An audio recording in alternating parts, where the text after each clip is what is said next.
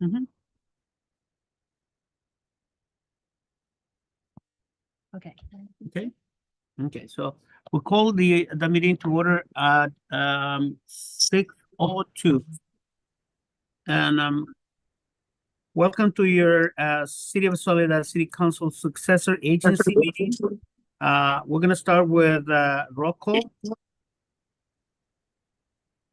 Mayor Ana Velazquez. Mayor Pro Tem Fernando Cabrera. Present. Councilmember Fernando Ansaldo Sanchez. Here. Councilmember Elisa Benuelos. Here. Councilmember Ben Caldera. Here. Thank And just as a reminder, we are also streaming live and Zoom. For those of you, if you want your comments to be recorded, you have to be in Zoom, but you could also watch our meeting through YouTube as well. Public comment, at this time, we're gonna do any member of the public might address the council agency on closed session items appearing in the agenda. Speakers should have limited time of 3 minutes. Please be brief and to the point. So this is only for closed sections items. Anybody from, do we have anybody online? For comment in closed sessions? No? Anybody here in the room? No? So we're gonna close public comment for this item, and we're gonna go directly into closed sessions. And item number 4, the city council will recess to closed session pursuant to government code section 54956.9A to confer with the attorney regarding pending litigation, which has been initiated formally and to which the city is a party. Claim of Chavez, and we will return after that closed session to continue with the public session. Is there anything else that we should? No, Okay. we can. All right, so. um, Okay, so thank you, and let's go into closed session.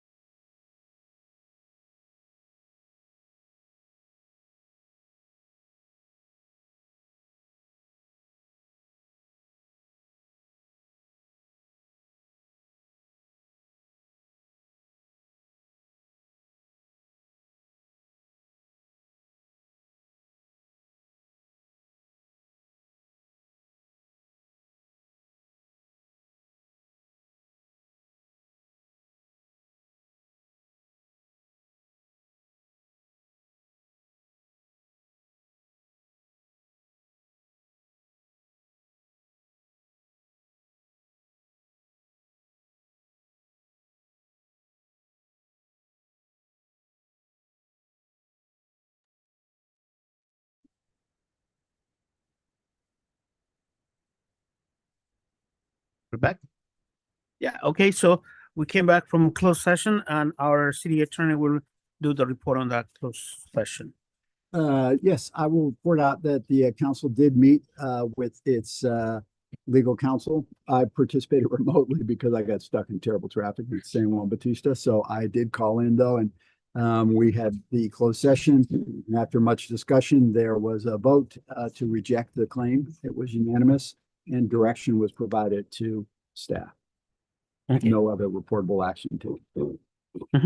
And right now we are, as you can see, Mayor Velasquez is not in the meeting, but it is participating online and we do have a disclaimer. on Yeah, that. well, so we have so the Brown Act allows a council member to participate remotely in two different ways. One is when we know in advance they're not going to be present, and we actually put their address from where they're going to participate on the agenda. When we post the agenda, the world knows that's where they're going to be for terms of the remote participation. But the Brown Act was actually amended a few years back to provide an alternative means when something happens and somebody doesn't have the time to notify us in time for us to place the address and so forth on the agenda. And the process basically is that the individual notifies the city clerk that they are unable to attend the meeting and provides an excuse or just cause for why they cannot participate. And in this case, that did happen this afternoon. The mayor notified the city clerk and indicated that she unfortunately has come down with a contagious condition that prohibits or prevents her in-person participation. But the process that we have to take is that the council has to take a vote that the mayor has established just cause for remote participation. And then upon that, she can join the meeting.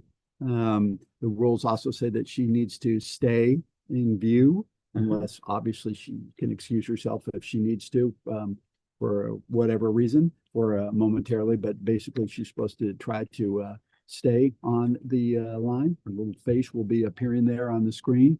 And then also she needs to announce if there's anybody in the room where she's participating from that is 18 years or old. Okay.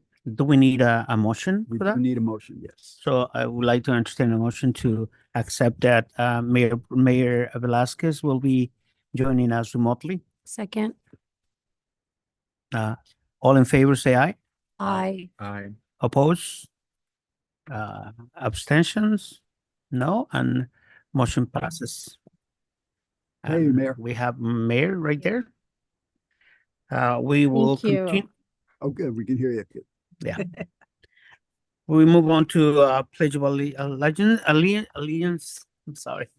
And I'm gonna ask Councilmember Banuelos to do the Pledge of Allegiance. Go ahead. Ready, begin. I pledge allegiance to the flag of the United States of America and to the republic for which it stands, one nation, under God, indivisible, with liberty and justice for all. Thank you. Moving on, we proceed with additions and modifications to the agenda. Items, okay. Items of business might be added to the agenda upon a motion adopted by the minimum of two-thirds vote. Finding? I'm sorry, I do have Okay, a modification. to the modification, agenda. yes. I just wanted to note that, on the proclamations, C11. see, oh, no, I'm sorry, on the, not the proclamations, on the proclamations. council presentations. Okay. We will be just, presenting the proclamation, and I know that this will be mentioned at that point, Mhm. for Veterans Day at the event itself. And then we'll be reading the National Alzheimer's Disease Awareness Month into the record, but there's no one, who will be attending. And then, the Soledad Youth Council update, will not occur because our youth are at a youth leadership event in Sacramento. But the report is there for, council. If you do have questions, I'm not gonna do a presentation or anything, but if you did have any questions, I'm prepared to answer them because Jessica asked me to cover that in case you had any questions. Mm-hmm. And that's it. Okay. All right, so we move on to public comments. At this time, any member of the public may address the city council on items not appearing on the agenda and items of interest to the public that are within the jurisdiction of the council. A public comment card should be filled out completely to ensure the speaker is called upon to give comment. Public comments are generally limited to 3 minutes. The mayor may further limit that time for public comments depending on the agenda schedule. Please be brief and to the point. No actions or discussion should take place in items not appearing on the agenda. And should we look into online? Do we have anybody online that would like to make a comment, a public comment? One, okay. Let's open up for that.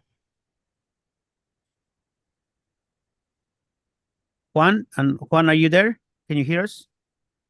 Me? Can you hear me? Yes. Hi, good evening, council. I'd like to raise a concern about a sign at Vasti Park that restricts loitering and warns of police enforcement. Wording like this can discourage people from peacefully using a public park and may not reflect the principle that public spaces are open and welcoming to everyone. It also appears inconsistent with the city's own park policies and procedures, which emphasize accessibility and inclusion in community spaces. I respectfully ask that the city clarify under what ordinance or policy this sign was installed and review whether it aligns with both those park policies and constitutional standards. Thank you. Thank you, Juan. And we will. What's the park that is at? Basti Park. Basti Park. Okay. I mean, no. Do we have to assign this or? No, Sure. I'll follow up. Okay. All right. Anybody else here in the room? No public comments. Good. So we're gonna close public comments and move on to youth council report is not gonna happen. So if anybody has any questions, do we go online as well, or would you just move on to? Yeah, I mean, it's just a report. We don't have to Okay. take comments and All if right. any council members has anything. So do you guys have any comments or questions? No? No. Okay, so let's move on to council presentations. And like Megan says before, we have a proclamation that we're gonna present for the Soledad Historical Society, and this is gonna be in the event on the 11th. So we're gonna reserve this for later, and then if I would like to see you like to read down, President and Council. Mayor Pro Tem, if it's okay, maybe Councilmember Councilmember, can read it? just not read it, but maybe he can invite the Mm, public to attend the to meeting. attend the meeting. The meeting, the event? The event, Yeah, the event. 11, not November 11 for the It's at the Veteran Historical Society. Historical 8. Society. All right, this is an invitation to the public to come and honor our veterans for this Veterans Day at the Soledad Historical Society on Tuesday, November 11th at 8 a.m. And I believe also if you drive down our front street, you will now see our banners honoring our local veterans as well. So we hope to see you there at 8 a.m. on Tuesday. This Historical Society is on, I believe, is it Main Street? Soledad. Street. Soledad. It's on Soledad Soledad Street. So it's where the farmers market is. It's right outside. Do you guys know where the farm market is? It's on Yes, Soledad Street. Yes. Just a block away from here. Yeah. Okay. Oh, and then also feel free to follow the City of Soledad on Instagram, and they regularly post our events there as well. Okay. And now I'm going to read the proclamation for the Alzheimer's Month. This is we're just going to read it. There is nobody to receive it. So a proclamation of the City Council of the City of Soledad, recognizing the month of November as a National Alzheimer's Month, whereas Alzheimer's disease affects millions of individuals and families across the nation, impacting not only those diagnosed, but also their loved ones, caregivers, and communities at large. And whereas Alzheimer's disease is a progressive neurological disorder that profoundly affects memory, thinking, and behavior, making even simple daily activities challenging to those afflicted. And whereas while significant strides have been made in Alzheimer's research, more support and awareness are needed to advance scientific understanding, improve early diagnosis, and discover effective treatments, ultimately moving towards a cure.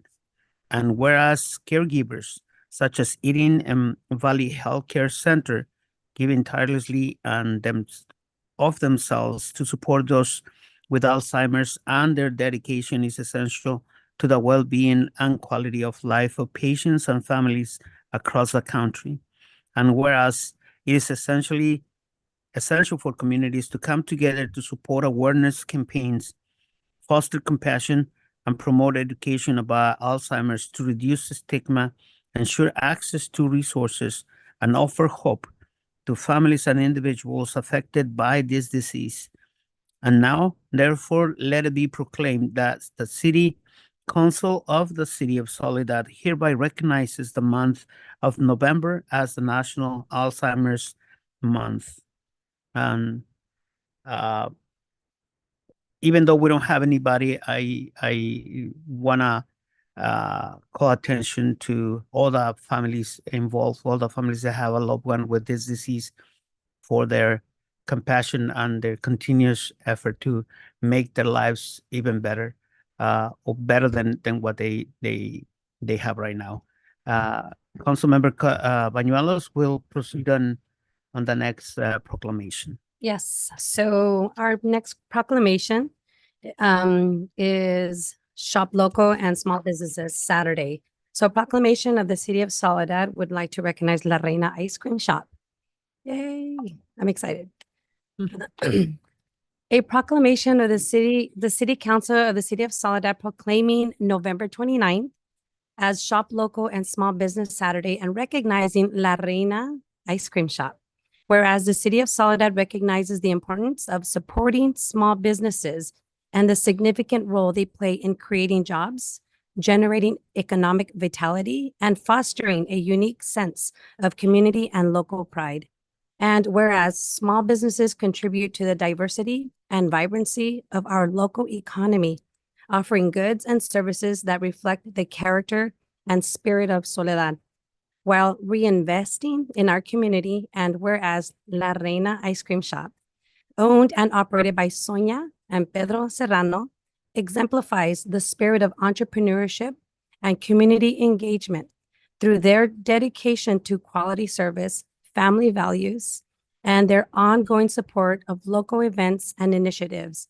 And whereas since opening their doors, La Reina Ice Cream Shop has become a beloved local destination for residents and visitors alike, offering sweet treats and a welcoming atmosphere that brings people together and strengthens our sense of community. And whereas Sonia and Pedro Serrano have generously supported numerous community activities, including Dia del Niño, as well as our outreach efforts, exemplifying the generosity, collaboration, and civic pride that defines Soledad's business community. And whereas Small Business Saturday, celebrated annually on the Saturday after Thanksgiving, encourage residents to support local businesses such as La Reina Ice Cream Shop as they begin their holiday shopping, and remind us of the importance of sustaining our local entrepreneurs and artisans throughout the year. And whereas shopping local helps to keep funds within the community,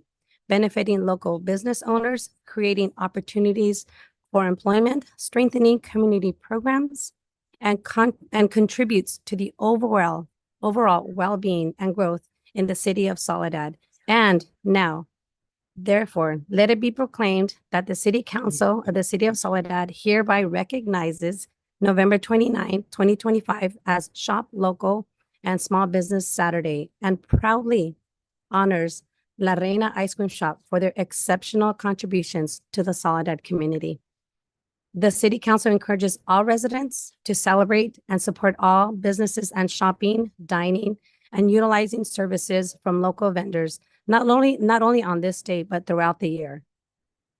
Thank you again, La Reina Ice Cream Shop, and they just want to say thank you. And I just want to say that your outreach with partnering up with this, with the Líderes de Campesina and the Soledad PD for bringing your sweetness of ice creams and bobas are really great. Those are my favorite. So I want to say thank you. Picture. Ask them So, if they want to come up. Do you guys want to come and make a comment or All of you guys. do a, En español? Tell us- inglés, está bien. tell us a little bit about you guys, digan, especialmente las recetas y Aquí enfrente, por favor. Tencia, did you want to maybe yep. Oh, yeah, Tencia. talk a little bit about it? Good evening, council members. I just want to say that we could have chosen anybody in our community, but when it comes down to when we look at, what do we look at? We look at the businesses that do give back. And I think it's important for us to acknowledge them because when I was speaking with Miss Serrano yesterday, I was inviting her to the meeting. And when I spoke with her and she was sharing her story of how she literally took her 3 years working from home and developing her recipe and developing the process. And she was sharing how this was a long time dream. This was the dream that that she had. So her grandfather did this in Mexico and then her father, and now it's her. And she shared a lot about herself and her struggles. And she is not a Soledad resident. She is a Greenfield resident, but she chose Soledad because she didn't have that opportunity in Greenfield. So her coming to here and to invest into our community means a lot. And I think that I'm honored to be able to present this, to nominate her to receive this proclamation. Sonia, ¿quiere decir algo?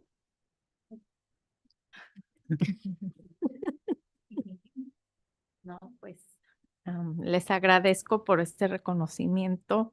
Me emociona porque era una meta y lo logré. Gracias también a mi familia por estar aquí y pues espero poder estar muchos años contribuyendo también aquí con la ciudad. A mí me gustaría, si ocupan apoyo para algún evento, que vengan y me busquen y estamos dispuestos a ayudar.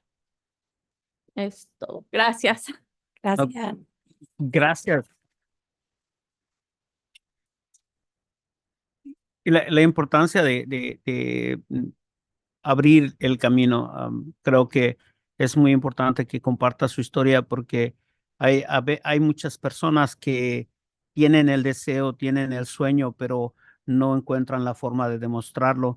Y creo que compartiendo la historia que usted tiene, su historia y la historia de su familia, le da la oportunidad a alguien más de poder brillar. Aprendí hace mucho que hay personas que tienen luz propia y esa luz propia refleja en otras personas que les da la oportunidad y la guía para que ellos también brillen. Entonces, deje brillar su estrella para que otras personas la sigan.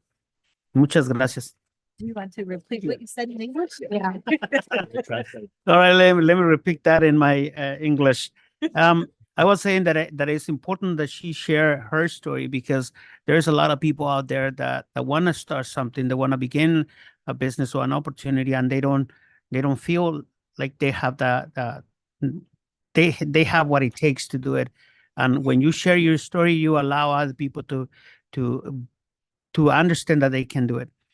I was trying to say something that in a poem that I love that says that when we let our light bright, we automatically let others do the same.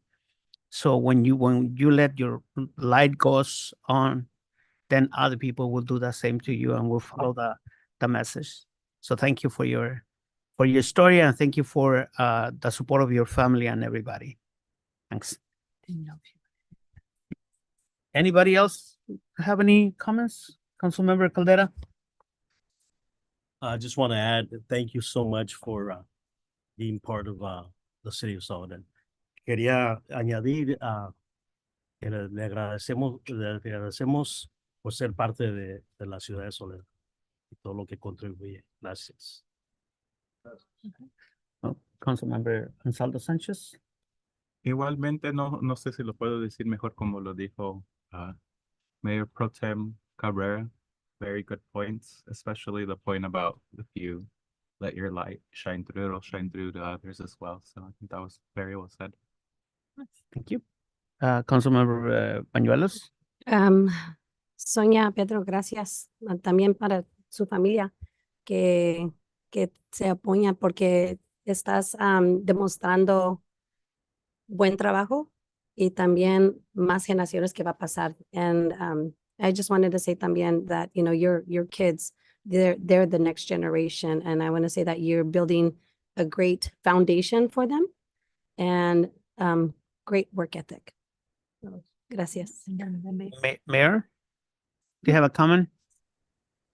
Yes, thank you. Sonia y Pedro, disculpen que no pude estar allí presente con ustedes en este momento, pero les agradezco que escogieron a Soledad como el lugar que pusieron su negocio. Nosotros sabemos que los negocios son el respaldo de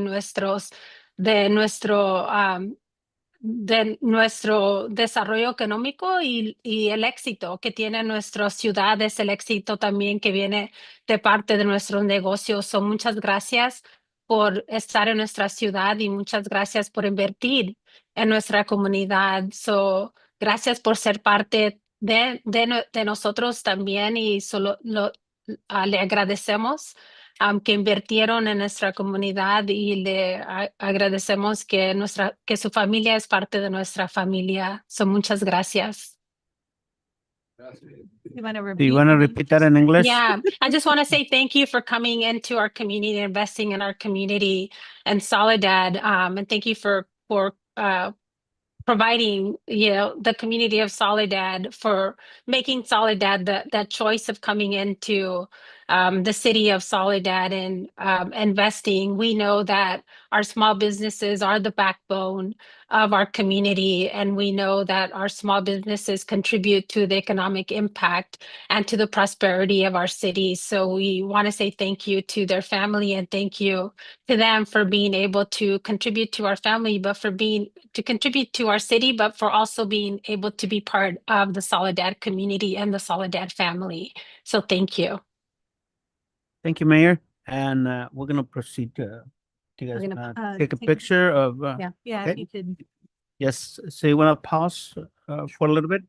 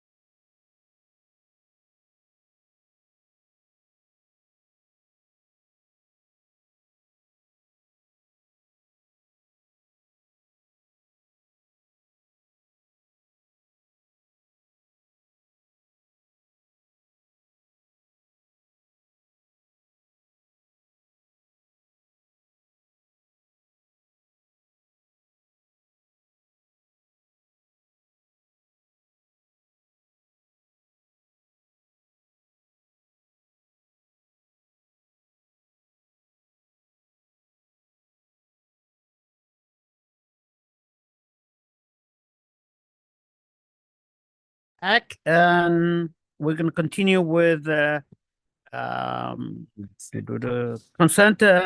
consent calendar. And I will go to the public first. Do we have anybody online that wants to pull out any of them? No? How about here in the room? No, there's nobody. Councilmember Bañuelos, do you have anything, any item that you would like to pull out? I want to pull out 10 and 11. 10 and 11, Councilmember Ansaldo Sanchez. Just for clarification, are we pulling 10 and 11 for comments or for a separate vote? Or for amendments? For 10 for For separate, 10 for, for separate vote. 10 is for, So, comment? it's my understanding, and Councilmember Van Wells can correct me if I'm wrong, Yeah. but she would like to recuse herself yes. from Oh, item number 10. Yeah. So she requested of me that she wanted to recuse herself because she's on the Christmas committee. Okay. And so we're pulling it so that she can step out or, not participate in the participate. vote. And I'll the vote. participate, yeah. And Okay. then it's my understanding that Item 11. in terms of item number 11, many council members expressed an interest in reviewing the list Yeah. and maybe shortening or modifying the list. Yeah. And having a little discussion on that. And I produced a little information on the dais that may help that discussion, which would, decide if we eliminate this or just do like the web or social media posts, or if we present at an event, or what we add to the agenda. And Mayor, I can have Darlene send you this. Okay, yeah. Spreadsheet to help with that discussion. Got it. Okay. Yeah. Well, I have Megan, 11. Oh. yeah, sorry. And I also, just before you guys move on, I want to make sure I also wanted to pull 11 as well. And just to make the discussion easier, I think if we have that spreadsheet, that would be helpful. I think also just in addition to that, I know that I had created a spreadsheet, and I think that's what Darlene used. But as we're going through that discussion, if we can also include identification of if we keep some of the proclamations, who's going to take the lead on those. I know that's been one of the issues that we've had in the past. So being able to identify as much as we can who would like to take the lead on those in advance, I think that's going to be really helpful as we move forward for next year's proclamations. That would be really helpful to staff as well, to having someone for those that don't have a name next to them. I think if the council could make a point to be able to select one of those if you have an interest, I think that would be really helpful. And just as a suggestion, is it possible that we can postpone the assignment so that we can go in depth into that list, and just I- call in? I would be. I think I we would could do say both. That Through the I mean- chair, we seem to be discussing now the. Mhm, actual item. yes. So it's So we better have for to- us to identify it as being yes, pulled from the Pulled. consent, and then we can have this discussion. absolutely. Oh. Yeah. And then, So 10, 11 have been identified. Yes. the one, Okay.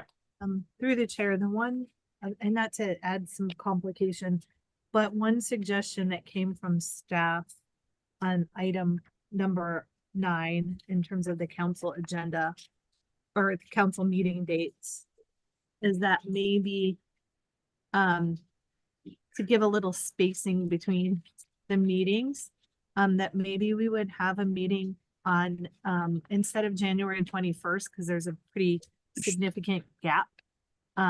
That maybe we would just have the one meeting in January as January 14th. So do you want us to pull out 9 as well? Yeah. Yeah. So let's pull 9 as well. And- Cons- That was Any the one comments? recommended staff change. Okay. Councilmember Ansaldo, anything else? Nope. Councilmember Calderas? No. And I will just make a comment on item number 3. So we don't have to pull that out, just make a Yeah. comment, right? Okay. So after there's a motion for a first and a second, you should make the comment before Okay. there's a vote. Before the motion, before we. I motion to approve consent items 1 through 8. 1 to 8. Okay. Second, And Anybody further comment? just my comment on item 3 is human resources, and this is just because I completed a harassment training, and I'm thinking if I did it, why don't everybody does it? But one thing that came out in that training is that when it comes to complaints, and I was wondering if we have any mechanisms to allow people to do anonymous complaints or anonymous reports. And if we do, what is it? And if we don't, is it possible that we can have something develop in that matter so that we can allow our staff to do to express their opinions anonymously? So we do allow staff to make comments about conditions and things of that nature anonymously. But if it's a personnel related complaint, we do need to know so we Okay. can do the appropriate follow-up, like if it's a harassment complaint, Mhm. because we need to investigate. Okay. So. All right, that's it. So we'll proceed with the voting. All in favor, say aye. Oh, we need a roll call. Yeah, we need a roll call. Okay, let's do roll call. Then let's do first Mayor Velasquez. Oh, the city clerk needs to do the roll City call. clerk, she okay. stepped out for a minute, but Stepped out. I can sub in right now. Okay. Because technically I am the city clerk. So, here, I'll go in order. Mayor Velasquez, Aye. Mayor Pro Tem Cabrera, Yes. Councilmember Fernando Ansaldo Sanchez, Aye. Councilmember Evarista Benuelos, yes. Councilmember Ben Caldera. So motion passes, and then should we start with number 8? 9. 8. 8. Oh, no, 9. Yes, 9. Oh, yeah, I'm sorry. Yeah, no. 9. Yeah. So resolution 6296, a resolution of the city council of the city of Soledad establishing 2026 city council meeting dates. And Megan, you had a suggestion? So yeah, I think as Megan suggested, the second meeting in December is on the 17th. And then we would not have normally then another meeting since the first meeting in January is going to be canceled. We wouldn't have another meeting until the 21st. So it's a long period of time between those two meetings. And so the suggestion is to have a city council meeting on the 14th of January, which is the second Wednesday. So it's more centrally located in the month. 14.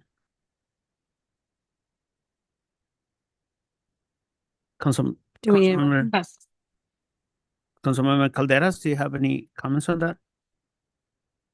So we're actually adding one? No, No. We are, yeah, we're adding a meeting on the 14th and then we would cancel the meeting on the 21st. Of December. No, of January. Oh, okay. No, okay. so moving it from that 21st to the 14th. I'm Yes. good with that. I agree. Okay, Councilmember Ansaldo Sanchez, no comment. no comment. Councilmember Bañuelos, 14th is good. okay.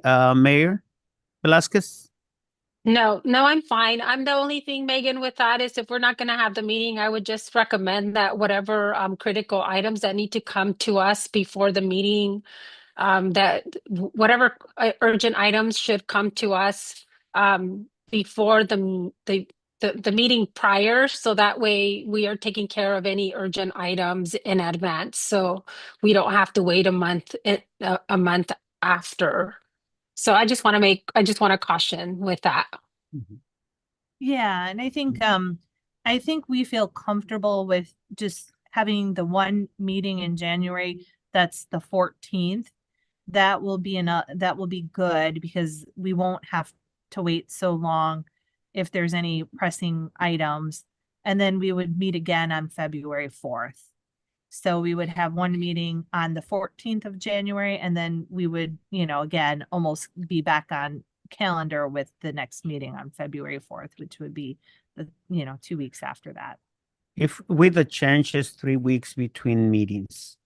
So it's December 17, then 3 meetings. We have January 14, and then three weeks for February 4th. So it's pretty, instead of having 5 weeks between those meetings. Yeah. Okay. So Megan, I have a question though. I know that I think in January or maybe it's in December when we do the committee assignments. So in December, we would make sure we do committee assignments. So Yes. okay. So And that would come in December. Yes, and we've Okay. been doing that for since I've been around. So Okay. yeah, Okay. It's in I'm December, good. December. Okay. All right. So motion passes. No. Nope. Haven't voted. So, we have to have a first and a second, and then we have to have the roll call vote. Yeah. Okay, so we're gonna do all With the three of them. amendment. I motion to approve resolution 6296 with the amendment to change the January date to January. January 14. Second. It's been moved and second, and all in favor say aye. No, roll No. call. Roll call again. Mayor Velazquez, Aye. Mayor Pro Tem Fernando Cabrera, Yes. Councilmember Fernando Sanchez. Aye. Lopez Rose, Yes. Aye. Okay, so motion passes, and we move on to item number 10. So before we move forward, I'm gonna voluntarily excuse myself from 6297 because I'm chair. Mhm. And so if there's any questions, my co-chair and secretary is here. Okay, Okay. thanks. And just for clarification, Mike, should she leave the room entirely or can she sit in the audience? In accordance with the rules, she actually should leave the room. Okay. The fear is that somehow she's going to shake her fist from the back of the room. Mhm. Grimace at everybody, so. Make some baseball signs. We'll and- come get you. Yeah. Okay. So resolution number 6297, a resolution of the city council of the city of Soledad approving a sponsorship and a street closure of Front Street between Main Street and Soledad Street for the 39th annual Christmas parade and festivities event and the second annual Christmas street lighting event at Cesar Chavez Park. And do we have somebody from the committee to provide information? Thank you. Yes, my name is Micaela Lenovo, and I'm Micaela. the secretary on the committee. My name is Yes. Adriana Contreras, and I am the vice president. Thank you. Do you wanna say Um, something about? you know what, I guess I can. I'm a little, this is the first time I've ever done this, so I'm not really sure what normally happens or what's expected, but I know that we're hoping to get this approved to pass. Any questions you have, we're happy to answer as well as we can, and excited for this year's event. I mean, it's our parade. It's our 39th annual one that we've had. And we've added, like, this second year, we're adding the Christmas tree lighting. It went really well last year. And so we're looking forward to bringing that to the community again this year. We're also gonna have new, I know in the past we used to have the king and queen. We are a little late to do that, but we're trying to come up with ideas to have grown-ups and families join some type of Yes. competition, so. Yes, and we want to bring that back, and Yeah. that will also help us to add some more funds to our account so we can keep putting this on every year. Mhm. Okay, I had a question. You Yes. said that we had requested to block the street from Front Street from west to Soledad. Main Street and Soledad Street. So it's a, I know for the Christmas tree lighting, it is from Main Street to Soledad, and on The 6th for the parade, it would be from West Street to Right, East. all the way, Mhm. yeah, Yeah, because last year we did the west and then went correct, to yes. from Yes, 'cause Soledad. our ENAC, Yeah. yeah, because we do our lineup right there at the Soledad Gourmet Pizza, California Gourmet Pizza. Because I saw Right it. there, and Okay. then down Front Street. Is it? And if we could have staff who are here to clarify. Not you, staff. Ariana, sorry. This one here. It starts at the beginning. The planner. Hello, yes. So, good afternoon, council. The item brought forward is a mix of two different events. So it's on day one, which is a Christmas tree lighting, that the street closure is from Main Street to Soledad Street. And then day two would be the Christmas parade and festivities.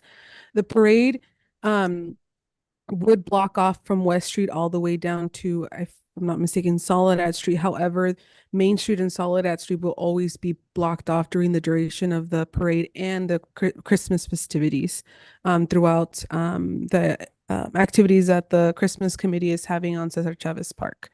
So after the parade, it's only that block that will be blocked off. Point of information. Yes. I don't see that part in the staff report or in the resolution. Do we have to add that to it, Mike, or is it all right?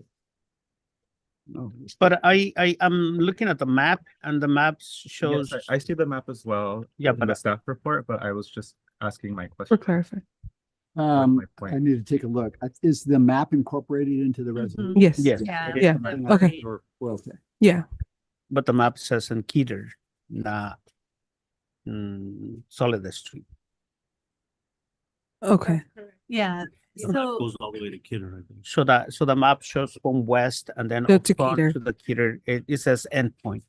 um And then to Through- clarify a little, oh okay, sorry. go ahead. Through the chair and maybe to our city attorney, it seems like we could just revise the The resolution resolution. to stipulate the closures, but the application clearly denotes the parade route. And I think what is getting confused is, as Ariana is saying, is the day for the Christmas tree event is going to be Soledad to Main Street on Front Street. Then the parade route will be from that area, but after the parade is over, then Mhm. we would open up the traffic and only keep that little area closed is what I'm hearing. Yeah, and then it's also my understanding that during the parade, the streets aren't typically closed, and as the police department is leading the parade, they're the ones that are going through, and they're just moving down and then closing as they're going down, closing between Main Street and Soledad Street. So therefore, from the parade route is never really closed, since again, it's being guided by the police department and it's moving traffic as they. So how would we correct then the resolution which reads right now, street closed? Front Street from Main Street to Soledad Street. I think that we can add for the festivities event and should just move the 39th annual Christmas parade at the end and add the street or something like that. I think we can just say partial closure for the Saturday event from the streets that there will be a partial closure that'll be ongoing during the parade. So does the exhibit actually have the correct street closure? Yes. Yeah. Okay. Yeah. And we don't have the exhibit references, so we need to We do don't- that. So we don't yeah, have the it. easiest thing to do is just to have it modified to read in-kind services of city staff and the street closure as depicted in Exhibit A as Mhm. opposed to two. There is. Exhibit A will be the diagram. So Mhm. Mhm. We can do that. Okay. Any more comments? Do you No. guys, no? Oh, from Uh, us or from them? No, I have to go to the public. So for public, do we have anybody in the public for this resolution? Oh, I think you went to. No? Like, they were the public To the public, okay. online. Online, no? No, there's none, and right here either. So any more comments from council members and mayor? Yeah, for me, I just wanted to make sure that we added it just for clarity's sake, but I'm really excited. I had a lot of fun last year, and then driving the car was fun too, so. You know, I don't know if you guys have it, but we're actually having a tow drive on the 5th and on the 6th. Oh, for the Yeah, awesome. Chris- Good to know. The American Revolution Car Club has participated in our parade for many years. They've started doing an annual toy drive and then they donate all the toys that are collected are donated to the Cops Giving Tree for the event the following week Awesome. that they Yeah. have. So all those toys stay here in town and benefit our local kids. Perfect. Okay, Yeah. Councilmember Calderas, No comment. I think you guys are doing a great job. Thank you. Mayor Looking Velasquez, forward. Mayor Yeah. Velasquez. Yeah, thank you, Mayor Pro Tem. Yeah, no, thank you for adjusting, making sure that we had the correct information on the resolutions or however it was decided it's gonna be handled. I'm gonna make a comment, and just because I want to be consistent with what I've said in the past in regards to how we handle these type of sponsorships that come before us, because I know that we've had discussions in the past with different sponsorships that have come before us where we have either former city council members or current city council members. And so I just want to be really transparent, and I want to make sure that I am being equitable across the board. I know that we will have a policy, we'll have a discussion on a policy that's going to come back to the council.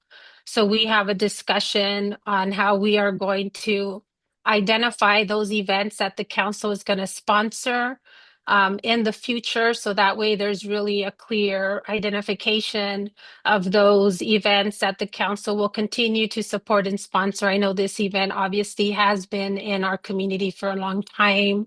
It has obviously has changed from the different organizations that currently used to conduct the event to, you know, the committee that does it now, but obviously has been a staple in our community. We want to continue to support it, but I also think that we have to have really clear guidelines and criteria and policy to our sponsorship criteria. So I'm glad that we are, you know, trying to get that to come back to the council, so that's clear transparency in terms of our policy moving forward. So just want to make sure I state that comment. So I stay consistent and clear in terms of my comments in the past with other sponsorship that has come before us.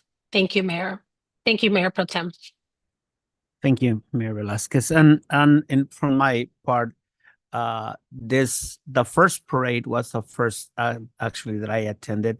I came to the United States during that year in early March, and in December we had the first parade. So it's been year after year. The number of years that you guys have performed that parade is the same number of years that I lived in Soledad. So thank you so much for your dedication, and I can attest of the impact that you guys have in our community. As you can say, last year we had a lot of people, a lot of cars, a lot of participation, and even the day before in the lighting, there was a lot of children, and that is the main purpose of me being here, is that our community can enjoy the fruits of what we work for. And thank you so much. And Thank you. let's- That's wonderful to hear, especially since it means a lot to me to be able to participate, since my mother was on that committee for the first year Mhm. that it happened, and so it's an important event to me too. I'm gonna say that it was a little disorganized the first time, but First time. but it was the first time, I think- but it was beautiful because So we have a 39th year to Mhm. correct some of those mistakes. we came from a place where we never had any praise for Christmas, and seeing that and being able to participate every year is been wonderful. Thank you.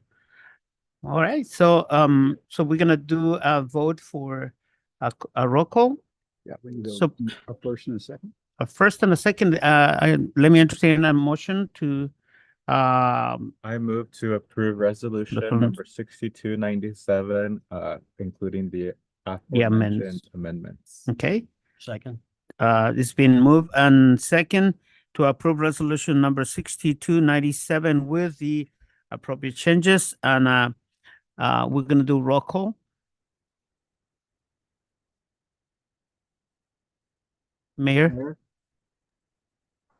Aye. Mayor Pro Tem Fernando Cabrera, Yes. Councilmember Fernando Ansaldo Sanchez, Aye. Councilmember Ben. Okay, Aye. Councilmember Bengoa. She's not here. Yes, Abstain. Ricky is abstained. Okay. Motion passes, and thank you so much. Thank you. See you guys then. Thank you. We can't wait to see you guys there. All right. So we're gonna wait a little bit so that Councilmember Bañuelos can come in. Should we knock on the door?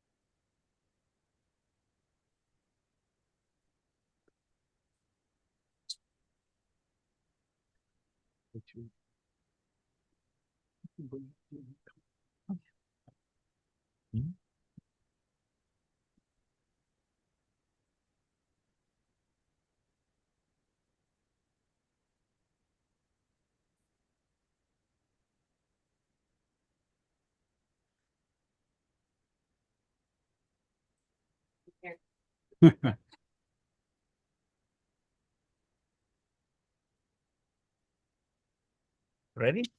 Yes. So let's move on to item number 11, resolution number 6298, a resolution of the City Council of City of Soledad approving the list of proclamations for calendar year 2026. And we have specific instructions. Yes, I can, Megan? yeah, so, we, last year, and I think maybe even the year before, but certainly last year, we had, city council, approve a list of proclamations, so that we kind of knew what to put forward, ahead of time and we could better plan, and we appreciate that ability to do so. It definitely does help us. And there were a number of items that were added at the time that it came forward. And those have been, subsequently added to the list. I have heard from, I think, all of you that the proclamations are getting to take a lot of time in our agenda. And while we really appreciate the opportunity to acknowledge, like tonight, we acknowledged our business, La Arena, there are times when we have these proclamations that we don't have someone showing up. Some of these may be more appropriate because we want to acknowledge important things like Women's History Month and African American History Month, Asian Pacific Heritage Month. Maybe those are better off if we do a web posting, or if there's a related event, we could do it through an event.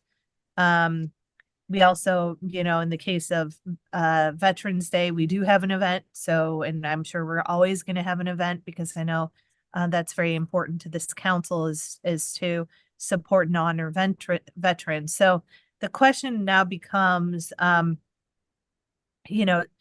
this list, which you can see in May, we have, I think 8 items listed.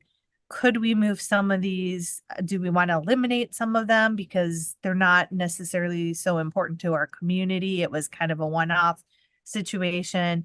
Do we want to acknowledge it because it's a big deal with a website or a post, but maybe we don't have to agendize it?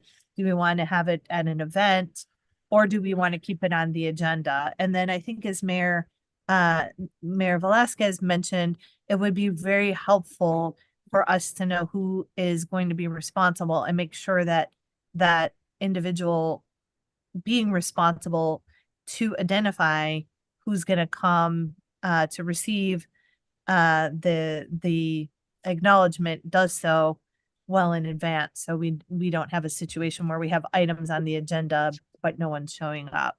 So to help with the discussion, we did put together this little spreadsheet, and I have the 4 categories just to make it easier. You could check how you want to do so.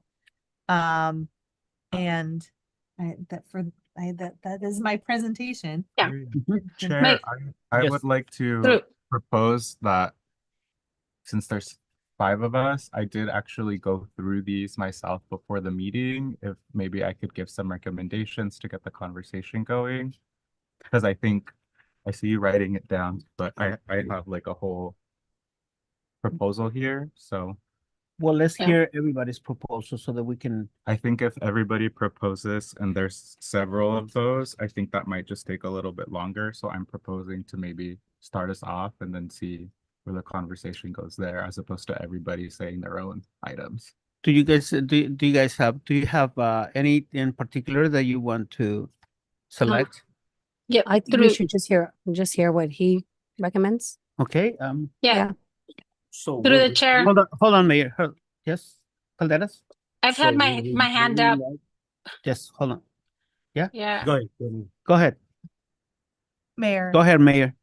Yeah, I'm sorry. So I know that I'm online, so I'm trying to raise my hand up as soon as I can to be recognized. So I know Megan was speaking, and as soon as Megan was speaking, I raised my hand up because I did want to be recognized after she was after she completed her presentation. So apologize, but but I also wanted to include, before we move on with the discussion, some of the criteria as well to take into consideration as we continue with our selection of what we want to include or not. But I did want to include criteria as well that we would want to ensure to be able to have the discussion moving forward as well, along with Megan's information, but to be able to look at also the national recognition, because I know we have a lot of national recognition items here, but also to look at national recognition that really has a significant impact to our local either employees, to our local residents, to our local groups in Soledad. So that way we're ensuring that we're really making sure that some of that local recognition really has significant impact to us here in Soledad. I think that's really important as well. So some of the criteria we're evaluating today, the resolutions that we want to present, if we can really look at some of that local significance in terms of that national recognition as well. Thank you. Okay. Thank you, Mayor Pro Tem. Thank you, Mayor. Mayor, Councilmember Ansaldo Sanchez, would you proceed with your recommendations? Yes, suggestions? absolutely. So I would offer to, for January's Martin Luther King Jr. Day to be a post. And then I would recommend in March, Transgender Day of Visibility be a post. Cesar Chavez Day to also be a post. For April's Earth Day, I would like it to either be a post or at an event, specifically with the Solid Waste Authority, since we do have a seat there, in their board of directors as the City of Soledad, and I think it would be a good partnership. For the month of May, I propose for Asian Pacific American Heritage Month to be a post. I propose to remove National Day of Prayer. Then also to remove Small Business Week from May, since we have that in November. For Memorial Day to be presented at an event. I think there's always an event there at the cemetery, and I think it would be nice to present it there. For the month of June, to remove World Bicycle Day. And for June, Dia del Niño to make a post. For the month of July, for Mario Martinez Day to be made into a post. For August National Parks Day to be a post unless we have a national park to recognize that day. Just for awareness, Hispanic Heritage Month is from September 15th through October 15th, and I believe the report says September 1st through the 30th, so I just wanted to make that comment. For Latino Conservation Week, to remove. For October Substance Use Month, to make it into a post. For LGBTQ plus History Month, to make it into a post. For National Alzheimer's Disease Awareness in November, to make it a post. Veterans Day to be presented at an event. Transgender Day of Remembrance to be a post. And for Small Business Saturday, Shop Local, to turn it into more of a marketing campaign as opposed to a proclamation that should start at the beginning of November, gearing up for the holidays so that folks know and make it really engaging. I think that's a really great opportunity that we could even maybe start today for this year as well. And that is the conclusion of my recommendation. Okay, thank you. Do you have any suggestions, Councilmember Bañuelos? My suggestion is when Mayor Velasquez had brought it up to me a couple of months ago, I think it's best to keep them all and To what? Which one? keep them all, just all of them, and then we can, of course, take responsibility in making sure we go to those events rather than having them come over here. Okay. Would it be my turn again to kind of comment on that, or do I wait until the end? Since we're going one by one. Okay, do you want to comment response to that? So I will just do a challenge there because we don't know if there are going to be events for every single thing that's posted there. And I think making a social media post and committing to that is great. And I think if we feel so inclined to have a proclamation or a certificate of recognition to work with the city manager's office to get that done. But I think to just streamline this a little bit better, I think my recommendation makes it a little bit more streamlined. Okay. Can I respond to that? Yes, go ahead. So, thank you for the idea. Sorry, that's a good idea, but, it's not just an event, maybe just acknowledge like, Salinas Valley Recycles for Earth Day. Anyone can go to their business and recognize them and present that proclamation. It doesn't have to be like a necessary event or even, just go to their business or whoever is, I'm giving you just an example, National Prayer Day, I do recognize and like to recognize, Pastor Inez, because she does that too. So I would go to her church or, when she prays here with the city, then that's a proclamation. Okay, and That's and just an example. Just let me stop right there. Mayor, do you still have your hand up, or do you want to participate, or you? Yes, just as a matter of protocol, Mayor Pro Tem, I would recommend that we go through all the comments first and allow everyone to make their comments on what proclamations they want to see move forward, and then we open it up for discussion. I think that would avoid kind of the back and forth. Then afterwards, people can kind of, if they have different ideas, we can discuss them, but I think it would probably be a little bit more helpful to have everybody make their comments first. So, thank you, Mayor. Let's. No, let me make my comment. So, just, I think, my suggestion is, depending on the months, I believe that we should just keep them on there and, as city officials, we should make effort and not just, present them during events, but even also acknowledging them and going to their businesses. So Okay. that's just my suggestion. Thank you. Councilmember Caldera? I actually agree with Councilmember Banuelos. I believe, in addition to the item of removing National Day of Prayer, I believe I oppose that. I believe we should keep that, and you know, if we need to, if it's a kind of like a mandatory thing to assist or attend an event at a church, why not? I think we should keep that item in there. And then the rest of them, you know, like she was saying, make an effort, all of us to assist or to go to the events that are mentioned here. And through the chair, maybe Yes. just to clarify, unless it's eliminated, we would do the proclamation. Just to clarify, this is kind of more about the venue of how the proclamations Okay. are addressed. One would be, we would put the proclamation on the post and we would acknowledge that the council is, you know, acknowledging, let's say, Hispanic Heritage Month. Mhm.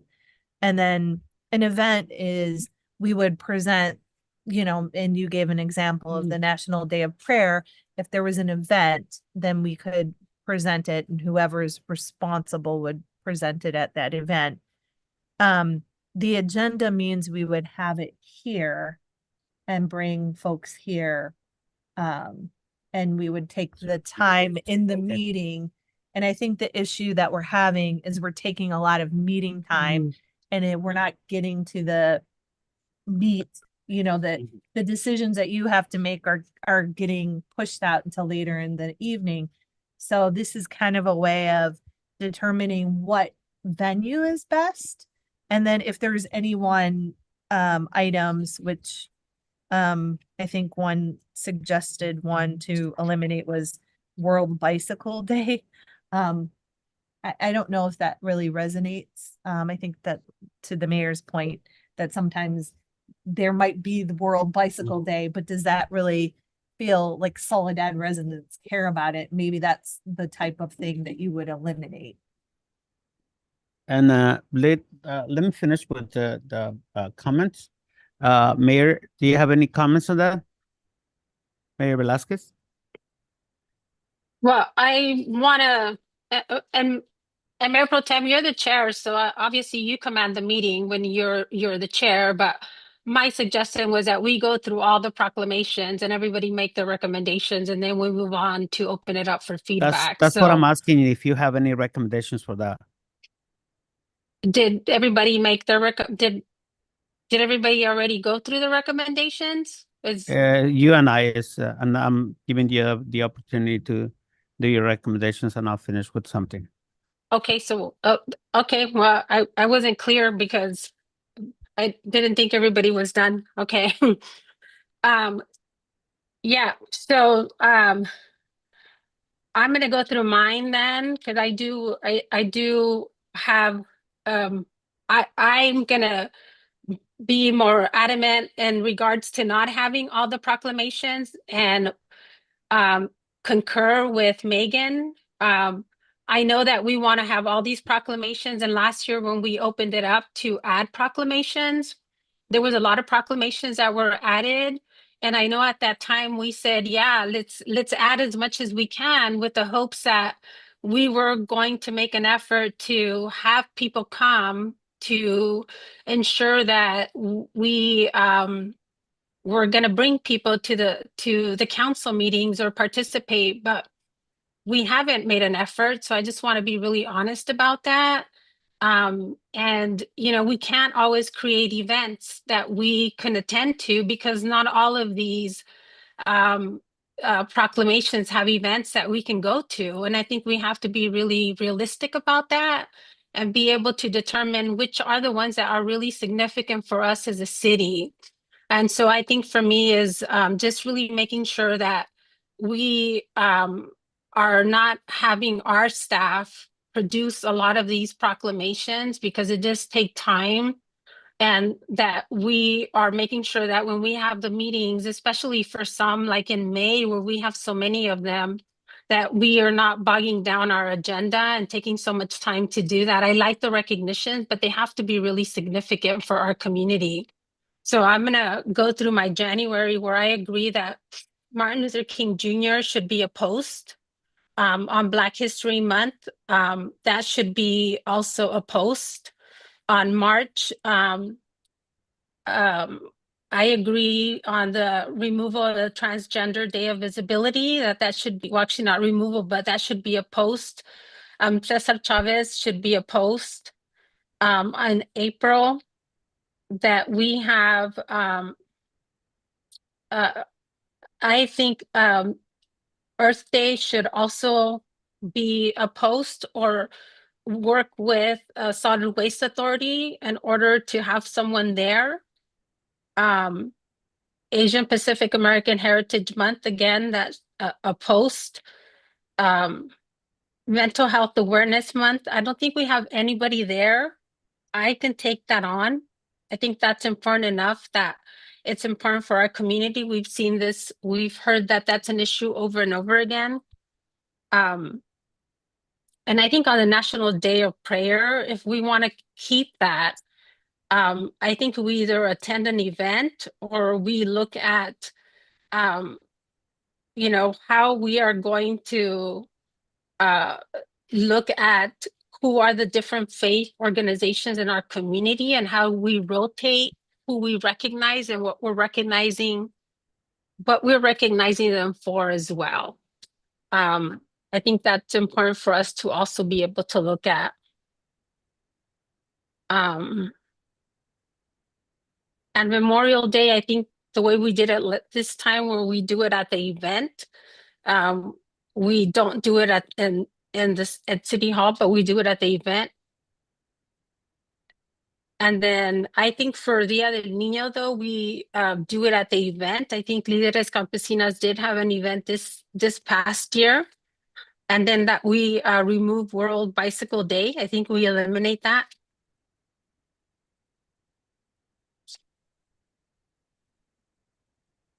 And I agree, for Mario Martinez Day, we do a post. For August, I think we do a post also for National Parks Day.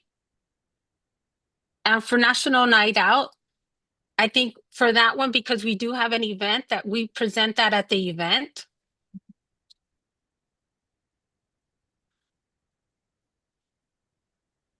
And I agree that we remove Latino Conservation Week. And for the POW MIA Day, because we do have an event, that we present that at the day of the event. And we have Substance Use Prevention Month, and then we have National Recovery Month in September. I think we combine one, or we do National Recovery Month. We recognize that in September, and then that we eliminate Substance Use Prevention Month in October.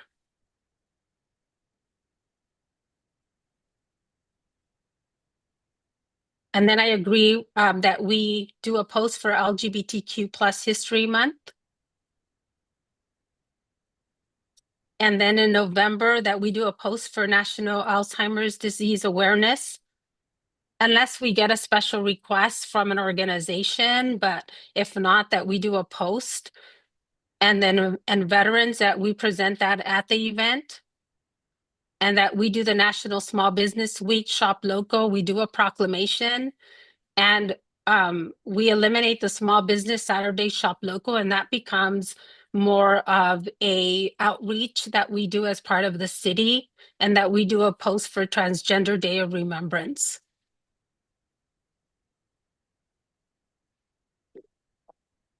And those are my recommendations. Okay, thank you, Mayor. And lastly, my recommendations is that we should have all the proclamations post and select every month, select whether one of us wanna do a proclamation here or take it to an event individually, because not all of us go to all the events. So I think it should be like, for instance, if Councilmember Bañuelos or Councilmember Caldera or myself wanna want to celebrate the prayer day, we should request a proclamation so that we don't have to print all the proclamations. Only those who are actually doing even either presented to a person or a business or an organization here in the diocese, or we should take it over there as an event.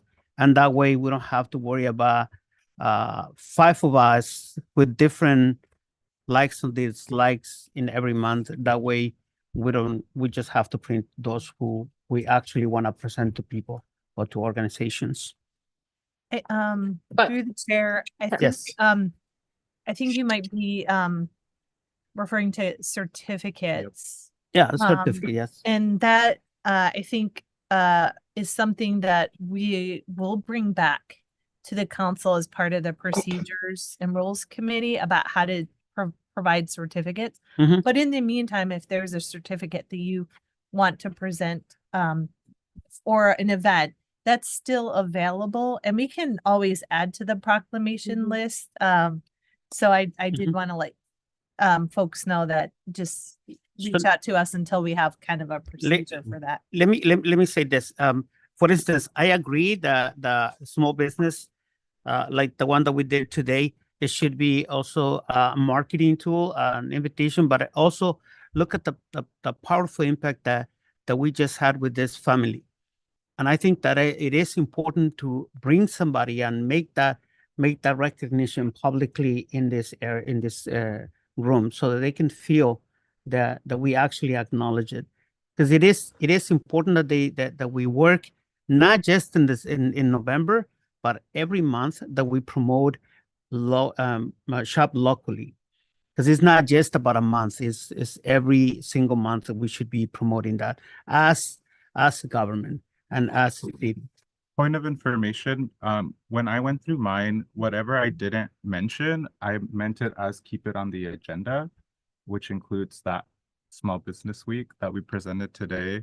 But also I think your recommendation about that would be laid out in the strategic plan and not necessarily in this topic right now.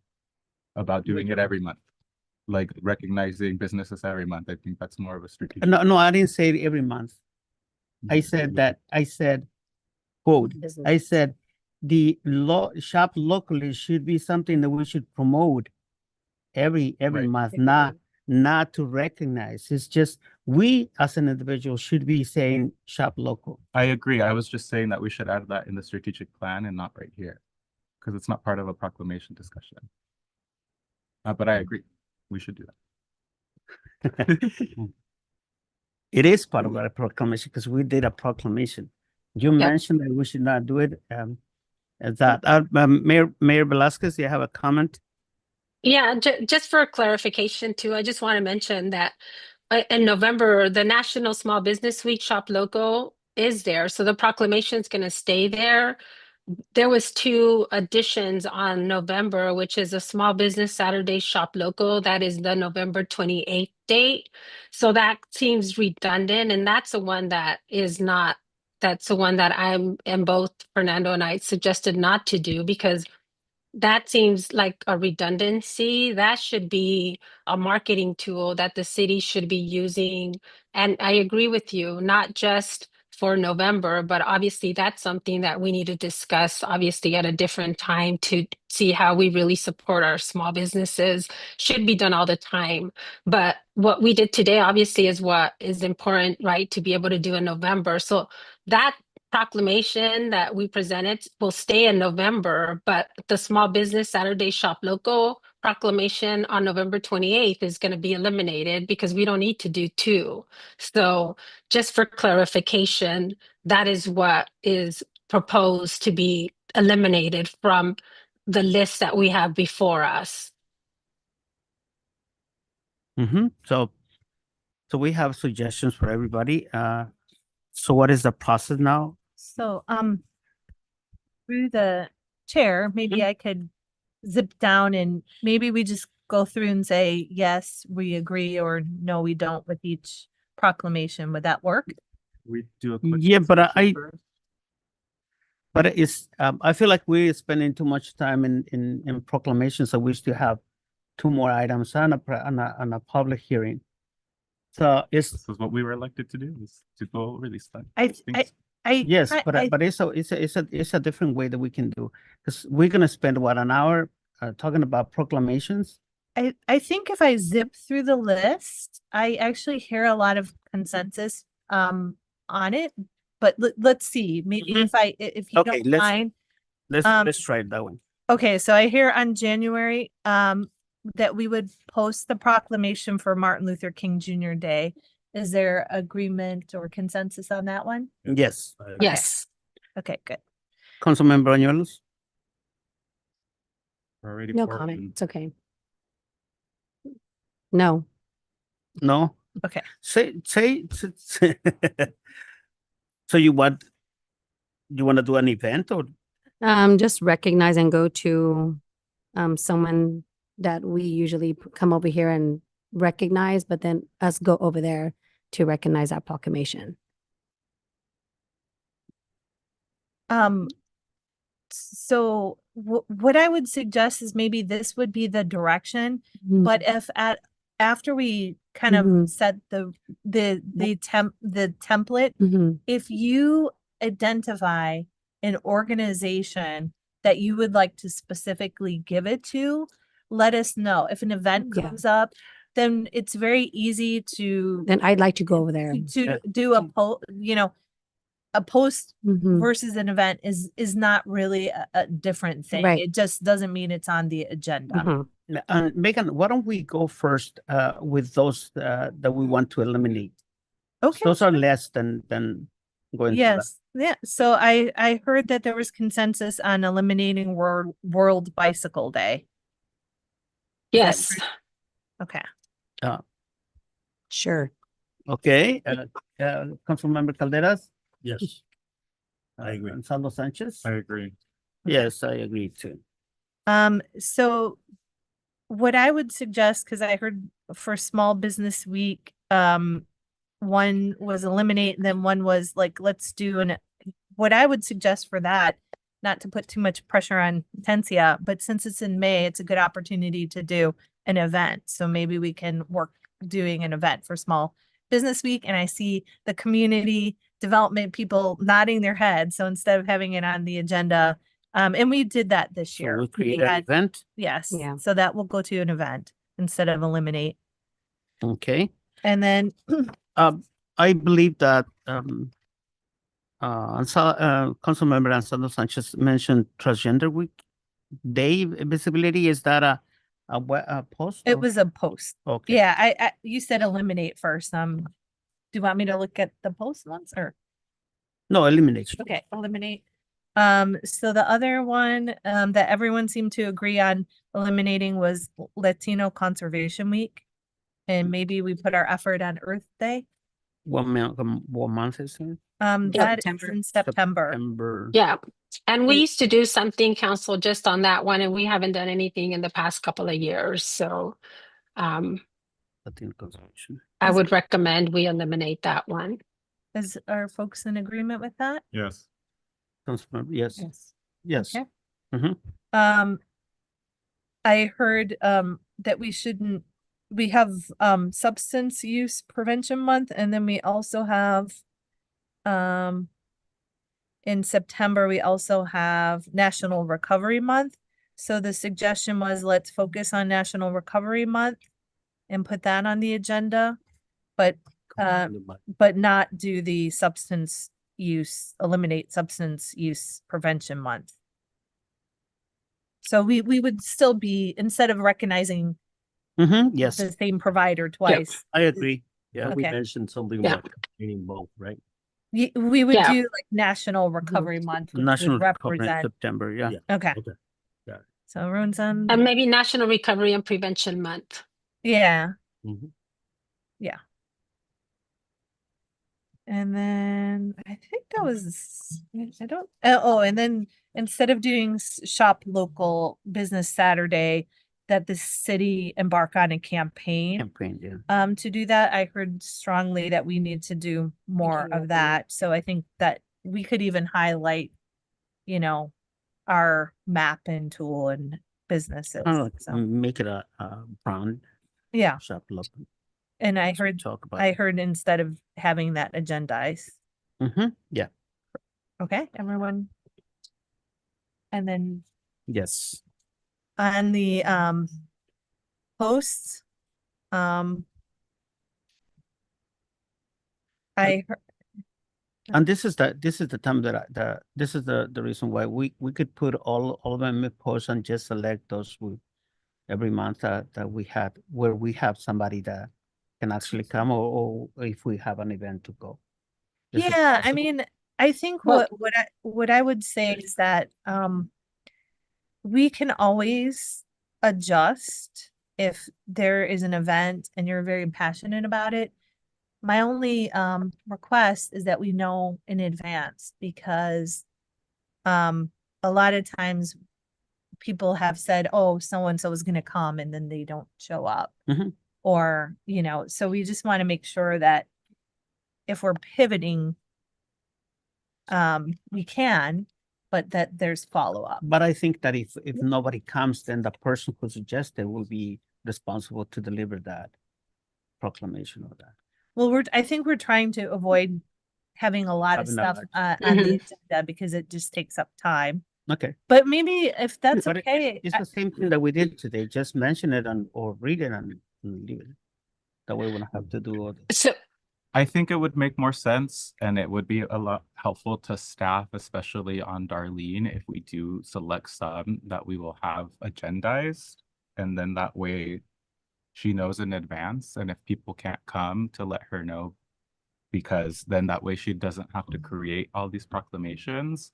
And I will also say that she has reached out to us this whole year, reminding us folks to do so. And she has also sent follow-ups to all of us Yeah. as well, which makes me feel that folks aren't reaching out to groups and putting all the efforts on Darlene. So I want to make sure that I kind of point that out, because we also don't want to overburden our staff. Yeah. So I think it makes more sense to do as Megan suggested and go through these and add some of these to the agenda. One, and then two, I just want to make a quick comment that a lot of us go to a lot of different events, and we all make the effort, and we all have different varying responsibilities. So I just want to make sure that we keep that in mind when making our comments. And finally, for the National Day of Prayer, I am also Can you stop? Let's stop right there. Because then we're gonna start arguing about it. I don't think it's Let's Mayor, do you have a comment? so I think we're Yeah. very close. Yeah. Maybe I could just run, if you guys would Megan, let- Megan, I did have a comment, sorry. mhm. And just point of clarification for the council. I know we do have we also have items of decorum, council. So I think it's important for us to just kind of keep that in mind, as well as we're having discussions and making sure that everybody is afforded the opportunity to speak. And so that we also ensure that we are keeping with our decorum policies as well as city council members. So having said that, I just want to make sure also that I think for me is we've identified already in the spreadsheet that Darlene provided to us, there's council members that have already identified themselves in terms of which items, that proclamations that they want to bring forth for some of the different proclamations in the different months. So I think it's important to be able to ensure that those council members, if they still want to bring that forth, that they have the opportunity to do so, or remove themselves from that responsibility, or, add someone else. So I think just having a post, having everything convert into a post, I don't think, I wouldn't agree with that, only because we already have identified council members in the spreadsheet that we have before us. And I agree that, Darlene has sent out multiple informations to all of us to be able to be proactive, to let us know. And when we do have something that comes to the agenda, and I know for me, especially as as your chair, Mayor, I'm sorry that- that, I'm sorry to interrupt, but Oh. can we move on to what we're doing and Uh, then bring that when we talk about the person assigned? Because Well, we are looking at the posts, which one is post and not, and it is I know. mixed. Because I we're know. gonna come back to those people, to the assigning people, and I know, we're Mayor not there Pro Tem, yet. but I know, but we're talking about the agenda. Megan was making a comment on the agenda. So I think we have to have an opportunity to be able to have a discussion in terms of where we're at in the agenda. So Yes, but Megan is in the posting. How many of those are gonna post, not in the people involved? And Councilmember Ansaldo, you are already talking about the person that is assigned, and we are still in how many of those are going to be posted or in the agenda. So I will suggest that we go through all the items first to make sure that we identify those who are going to be in the agenda or post, and then talk about the person who's assigned to that. I would like to make Yeah. a motion to continue this item to the next meeting.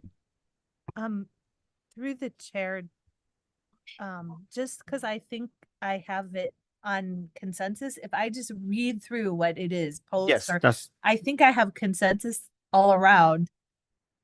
Would you give me 5 minutes to quickly? yes. And then if I got it wrong, you guys check through and see. Okay. Martin Luther King Jr. will post, but if council member Ben Willis is going to identify potentially an event, she would bring it to that event. Black History Month, we would post.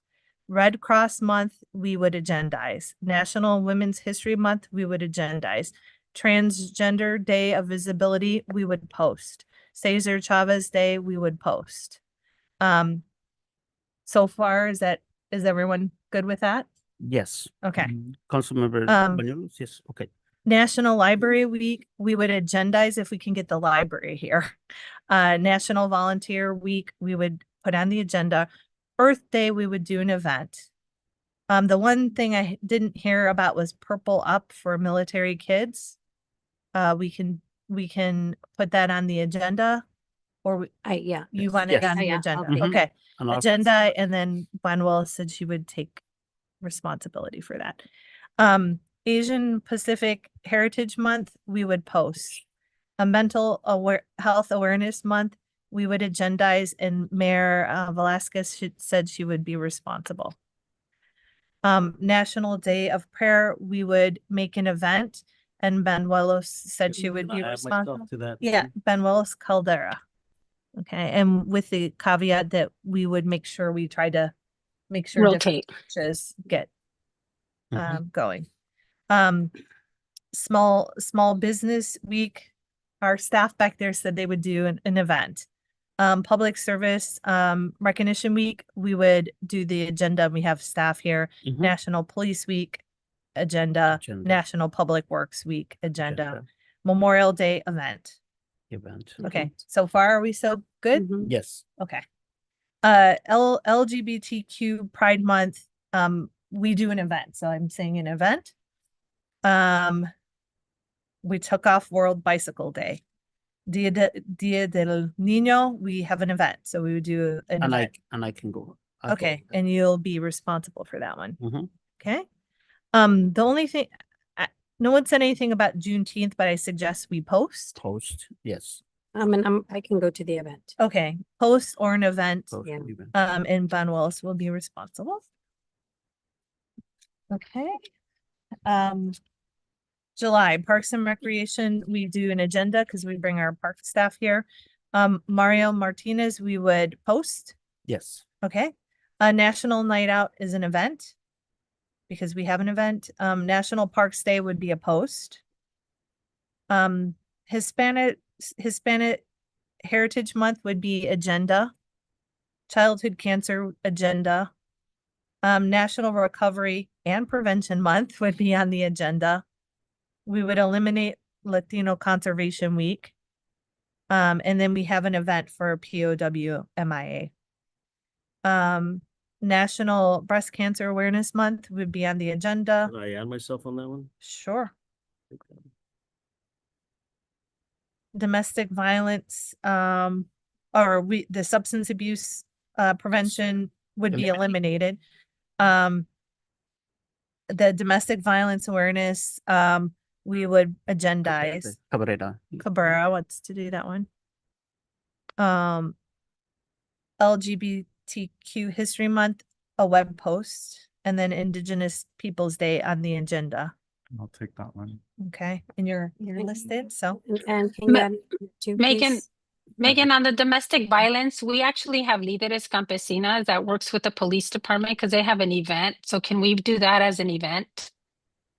National Violence Awareness Month. Sure. Domestic Violence Awareness Are Month. you okay with that? That's Yes. an event, and you'll be in Because they charge? usually have the event every Okay. year. Okay, change that one to event. And then Alzheimer's will be a post. Yes. National Small Business Week would be agenda, which expresses, I think, what you wanted, which was a business here. Veterans Day would be an event. Transgender Day of Remembrance would be a post. And then Small Business Saturday Shop Local wouldn't be a proclamation, it would be a marketing campaign. And there's no in December. Can I add one for the December National Reads Across America? National Reads O'Clock. And that would be an event. Okay, and you'll be responsible for Yes. that one. Okay. Point of information, I thought that was in March. No, it's in December. Okay. It'll be at the cemetery. Okay, so I think if that is the case, I think we have agreement. Yes. To the chair, can I add two more and I can go to their businesses? In March, can we add National Agriculture Week? And that would be the third week of March. And then National Nutrition Month, and I'll go to their businesses. National what? In March, National what? National Agriculture Week, Uh-huh. and then National Nutrition Month. Also in March. Yes, in March. So how many do we have in March? It's 1, 2, 3, 4, 5, 6. But two of them are. But two of them. But are- she's suggesting that she would present at an event. We that- actually not only agenda. have two agendas. Two are posts and two are events. Yeah. Okay.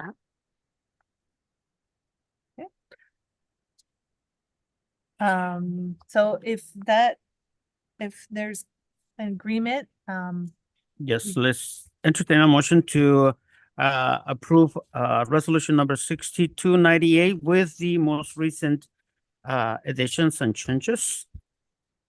Do I have a motion? Make a motion. A I second. Motion by Yeah. Councilmember Calderas and second by Councilmember Bañuelos. Do we do a roll call? Yes. Mayor? Yeah, I just have a question on the last two that were added. Apologize. Can I still make some comments? Yeah. We are in voting, so Mike.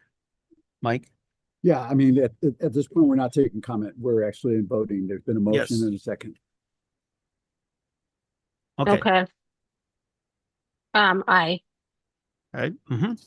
Mayor Pro Tem Fernando Cabrera, Yes, yes. Aye. Councilmember Emma Lisa Benavides. Yes.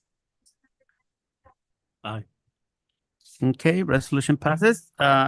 So let's move forward now. We are under public hearing. Through the chair, I just want to note, so is the intent to come back at a later point and add in the council members assigned different discussion, so forth and so on? So we pretty much have most the of the certificate. people for the certificates. We have the only ones that we don't have is for the agenda and American Red Cross and National Women History, and then National Library and National Volunteer, and the other ones are pretty much. So there's quite a few. I- So- yeah, I Megan, think I'll take, I think we're good because we have them listed in the resolution. We'll just amend the resolution. I don't think this item needs to come back, but a separate discussion item on how we give certificates to Yes. individuals and organizations would come back in a future item, not the proclamations. I think Mhm. we're good on the proclamations. Okay, if that's the consensus, okay. Mayor? Megan, yeah, I'm a little confused about the certificate policy because I think we have a certificate policy and how those are issued. So I'm not sure what the discussion on that is, but I do want to come back to, I would like to take the Women's History Month and the National Library Week. So if you can put me down for those, Sure. I would like to take those on.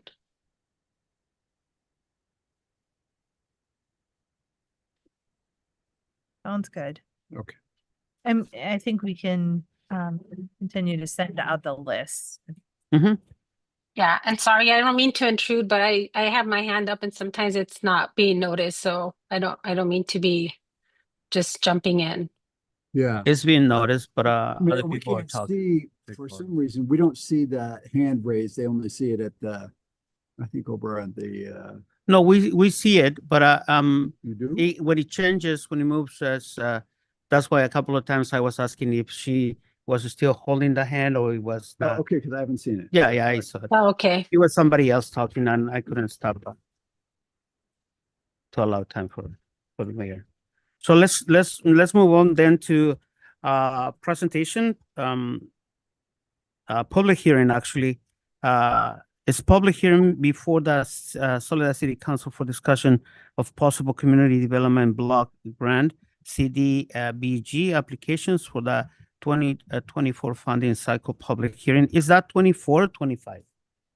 It is for the 2024. Okay. 2024. No, I'm sorry. That was a mistake on our end. It was supposed to be 2025. 2025. Oh, No, I'm sorry. It was a mistake that I So let's watched. make a correction that is 2024 instead 2025 instead of Oh, 2024. I thought it was maybe that round of funding. So I apologize. Okay. Before Beatrice begins, there was a request for a short break. Break? Mhm. I didn't know if that was okay with Do council. we need a motion or just Mike? No, you have discretion to. All right, so 5 minutes. 5 minutes. Are you guys okay with 5 minutes? Yes. Okay. Yeah, so we're gonna take 5 minutes, 5-minute break. We'll come back in a little bit.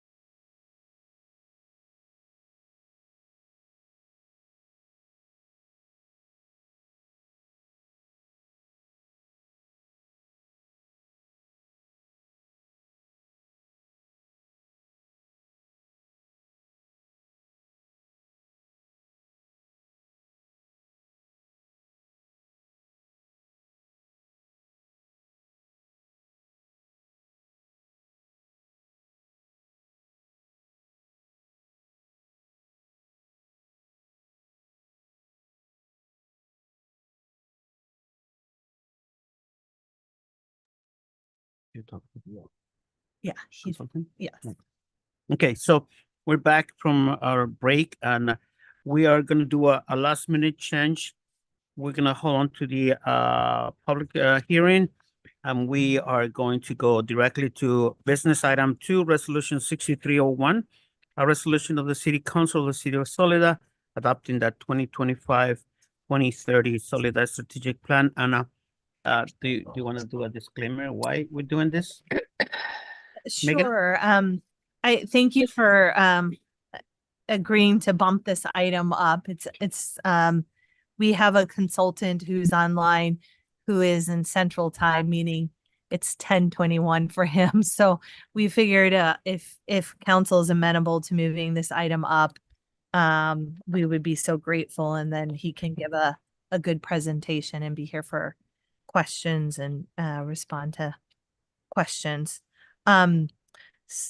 If I can just thank the council and thank staff for the hours of work that you all contributed to the strategic planning process for the public.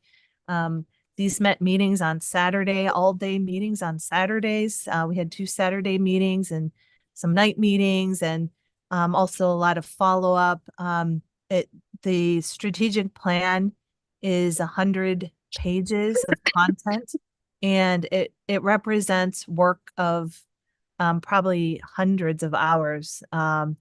Our consultant, we identified through an ICMA workshop, and it's the public management school out of the University of Kansas, which is the top public management school in the country. And Alex Terwilliger, who's here, will make a presentation. But I also just, before I kicked it off, I wanted to recognize Jesus Yanez, who's been instrumental in project managing this and keeping us on task. So he's normally our finance analyst, but he stepped up to help me, and I don't know where I would have been without his help. So I just did want to also acknowledge the great work that he did in pulling this together. And with that, I wanted to turn it over to Alex to give a presentation.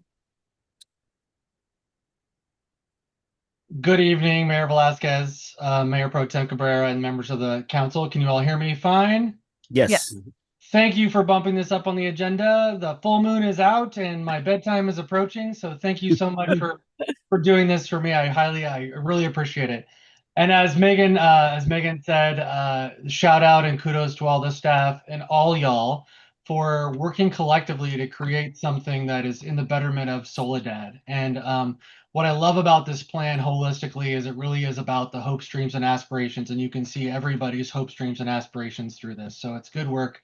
Fun to work with you all, and I look forward to future opportunities. I'm going to figure out how to share my screen appropriately, so give me 2 seconds.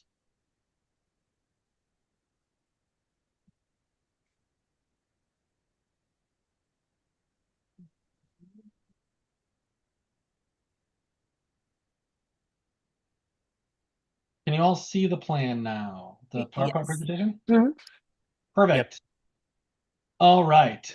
So why we're here? So we're here to really celebrate and adopt the city plan, the Soledad City Strategic Plan. I assume you've all had a chance to review the plan. We've sent it out in particular chapters for you to be able to dissect. This is really as a celebration of the collective effort of everyone coming together. As Megan said, everyone's had their hand in this strategic plan, from the executive team to the employees in the organization, really kind of shaping what that future looked like. So I want to give a great kudos to you all at the council for working collectively, like Megan said, on Saturdays to really create a unified voice. And it's really powerful to see and celebrate. This is the first time Soledad has had this opportunity. So it's really great to see this coming into fruition. I wanted to talk a little bit about where we started in the process and work our way kind of backward to where we are today. So when we started this process, the grounding North Star on everything that we do was really about alignment with the vision. And so we had conversations. And if you think back in the Wayback Machine, we talked about conversations about what does it really mean to be the gateway of the Pinnacles National Park? What does it mean to be a small town with big ideas? And what does it mean to celebrate the rich cultural heritage and diversity of the organization? And that was the foundation of how all of these things came to be. And really, it was a celebration of how do people live, work, play, and have a wonderful existence within the city of Soledad, and they don't have to go somewhere else to be able to find any of those things. So our process, we started early February. If you think back in the Wayback Machine, we had council survey. We had some conversations with each of you identifying what were your strategic priorities. We sat down with the executive team and the council to brainstorm, do a brainstorming session. We reviewed a bunch of different plans, and those plans included the general plan, the housing element plan, the safe route for schools plans, Cosmont plan, capital improvement plan, Caltrans plan, South County plan, city manager goals, Mayor Monte specific plan. Did I miss anything, Megan? We reviewed all sorts of plans and tried to come up with what really is the foundation of Soledad and what does it really need to focus on within the first year, within the first 3 years, within the first 5 years. So we did that in February, a lot of data analysis with me and my team, as well as Megan already said, Jesus was instrumental, Megan was instrumental in this process. We did another combined retreat in April to really consolidate those priorities, to shake out what is most important to tackle now, what is important to wait.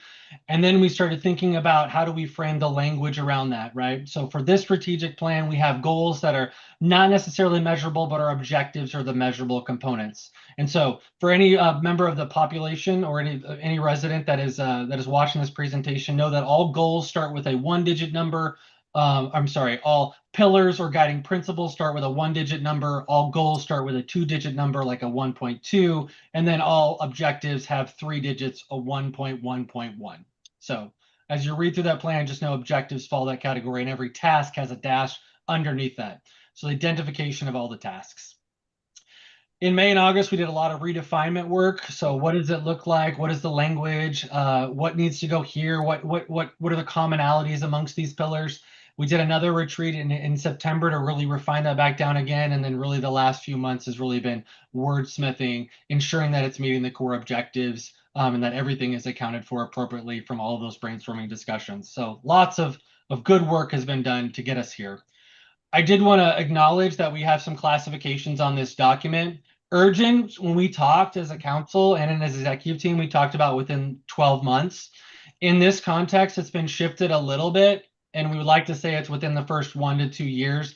The reason why is because we typically align the strategic priorities with the budget allocations that are happening. And so since we are halfway through the year, to say something would be done within the year would put it on a calendar year schedule rather than a fiscal year calendar.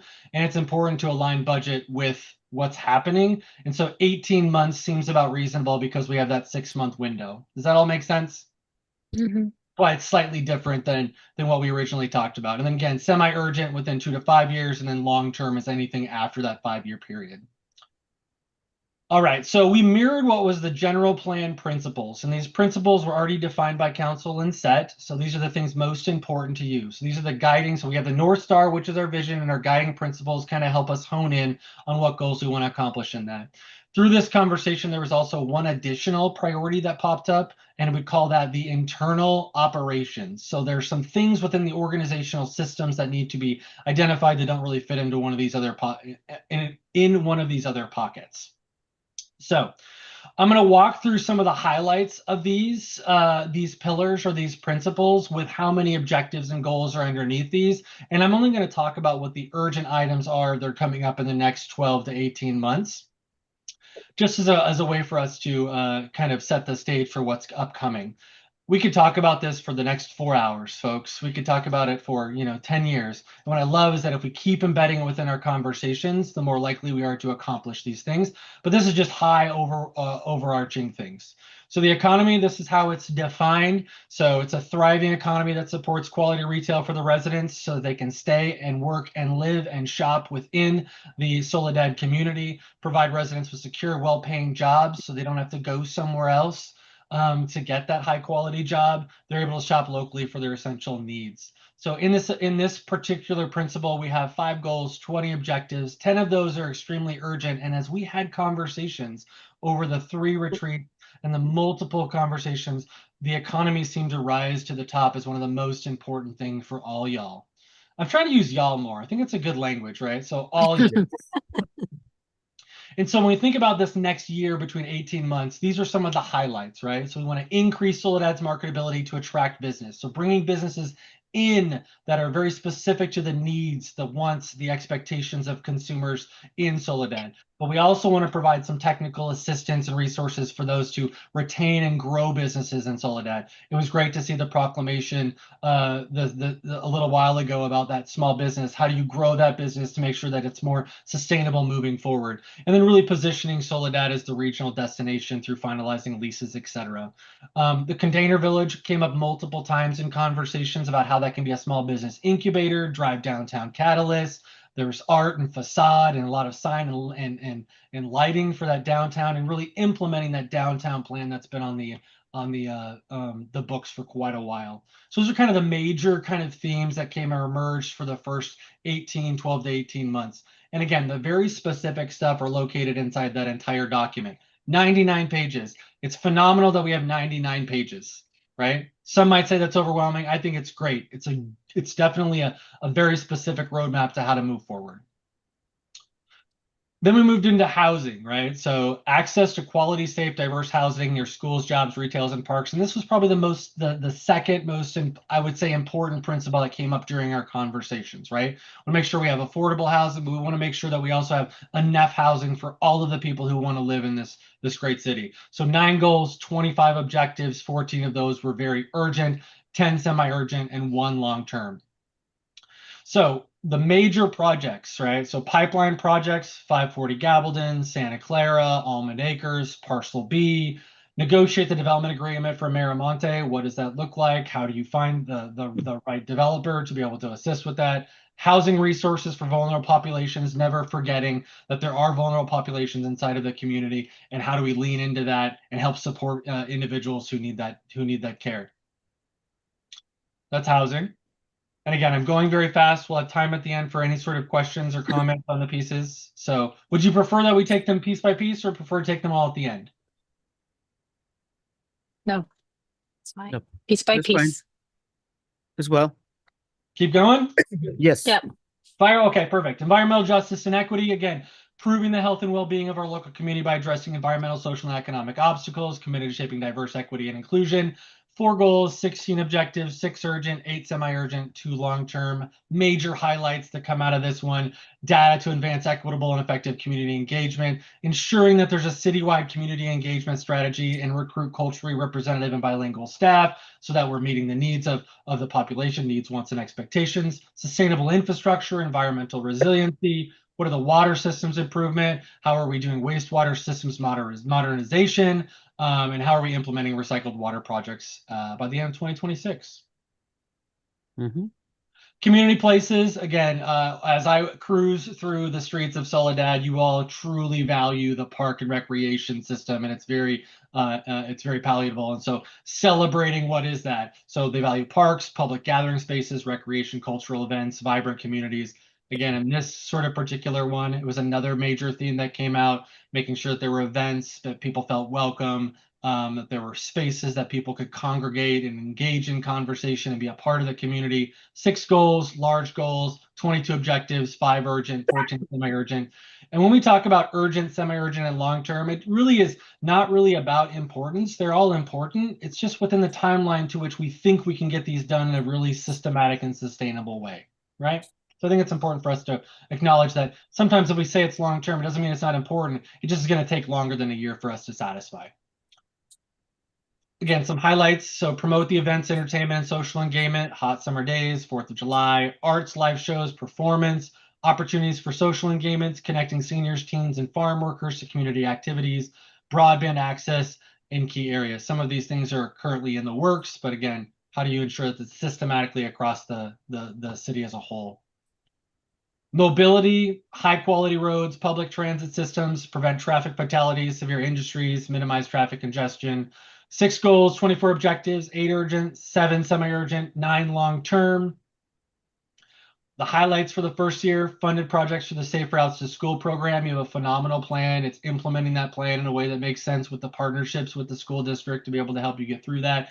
Enhanced citywide pedestrian safety infrastructure. You have a lot of crosswalks and a lot of opportunities for people to move across street, but you also have a lot of people that are driving on those streets. How do you promote that pedestrian sort of safety and promote that engagement in that walking space?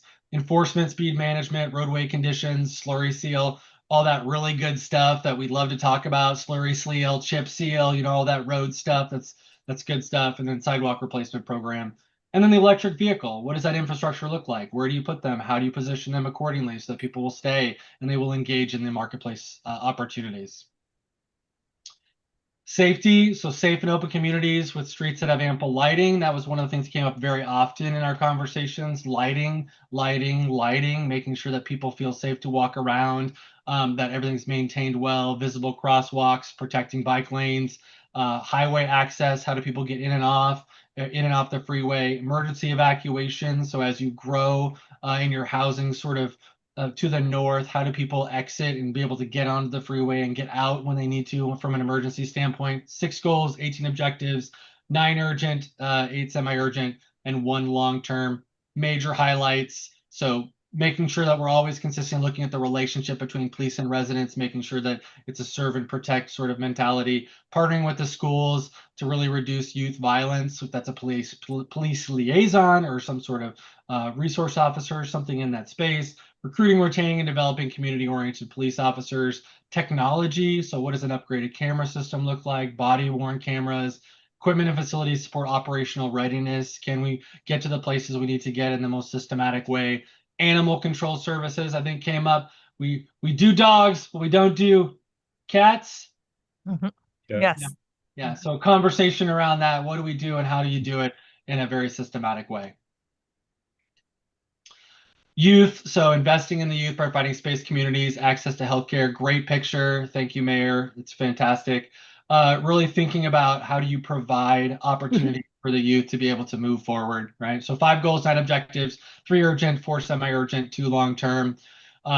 Bring back the youth council, which I think you've done a good job at kind of bringing that back, but really democracy and understanding what a youth's role is inside of democracy is critically important for our nation, especially now that how people can get involved in local government and be a part of local government and understand the importance of local government, critically important to how our democracy moves forward. Expanding recreational, cultural, and wellness programs, mental health and wellness, right? So things for them to do, things for them to engage in, places for them to feel connected, a third space conversation. Health, so both the physical and mental health services through our infrastructure, facilities, and stores, services, biking, and access to healthy and safe foods. 6 goals, 14 objectives, 3 urgent, 7 semi-urgent, 4 long-term. High level health highlights, access to nutrition programs, partnerships, right? So how do you partner with the Monterey County Food Bank? How do you support local farmers markets through what those partnerships may look like, and ensure ADA access to senior-friendly recreation? Education, foster the prosperity of our community by investing, expanding in a range of educational opportunities. Hartnell is expanding their programs there, which is great, but how do you further partner with that conversation? I highlight here that we have 0 urgent, and I wanted to just acknowledge off the bat that does not mean that this is not important. It does not mean, it just means that it's not urgent right now, but there are definitely some things that should be worked on semi-urgent in the next 3 to 5 years in order to help sustain educational opportunities for the youth. So I just want to highlight, not that it's not important, it's just there's not anything urgent in this space. Internal operations, again, these are the infrastructure things inside the organization that can make them better or stronger. 6 goals, 17 objectives, 12 urgent, 5 semi-urgent, 0 long-term. Again, you're doing one of those, updating and implementing the strategic plan, which would be the first time for Soledad's existence. So kudos to you all for taking this first step.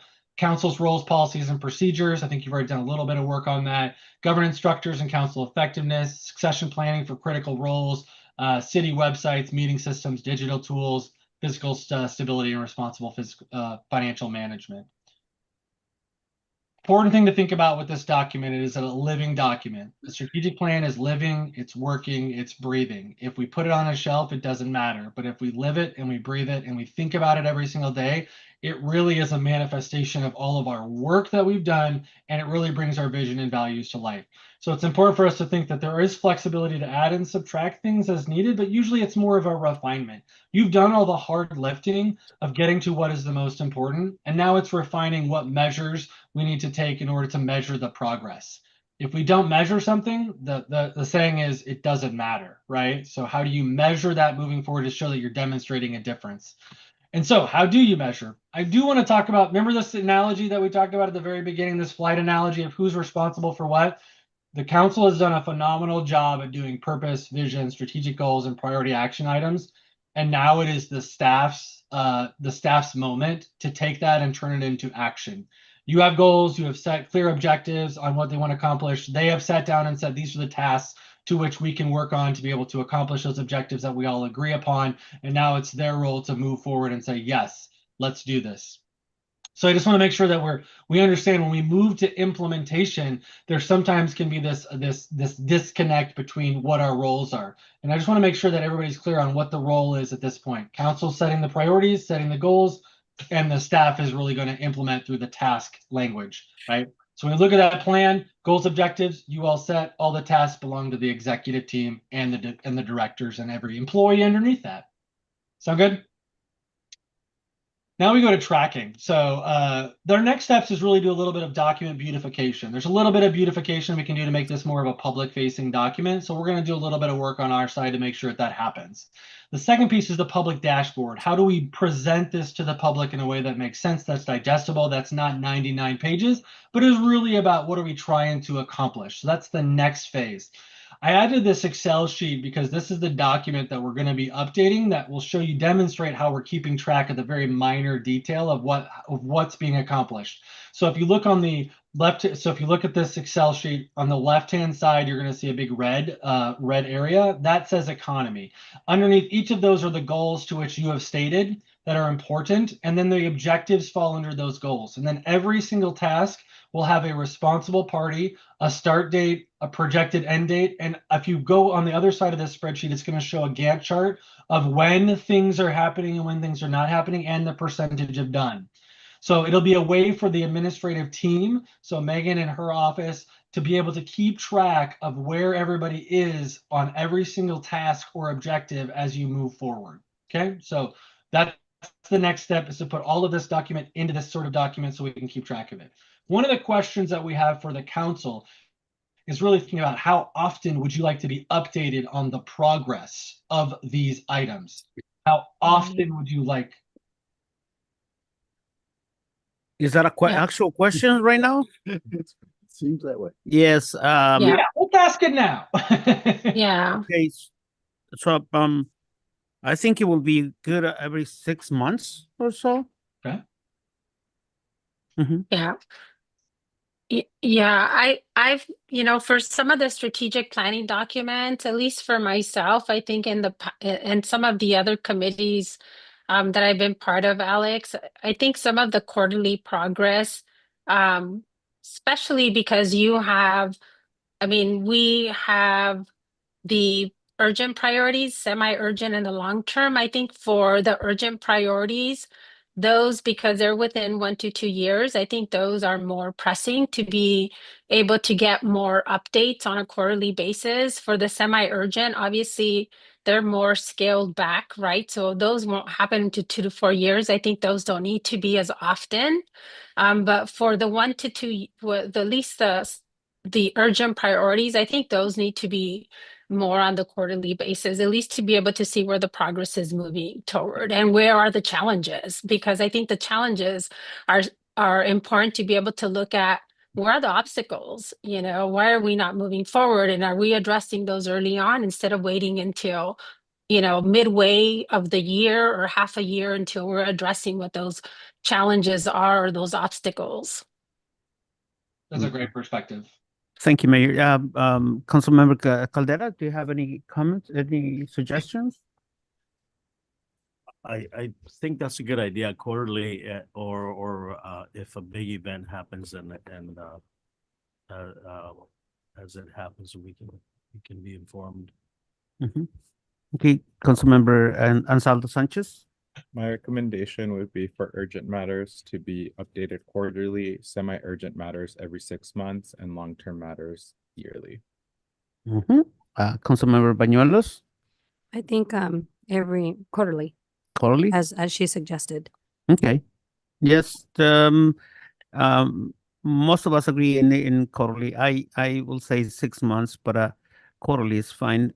In my case, I feel like 3 months is not enough time to plan, develop, make sure that everything is going smoothly. Because by that time that you start working, it's already a month.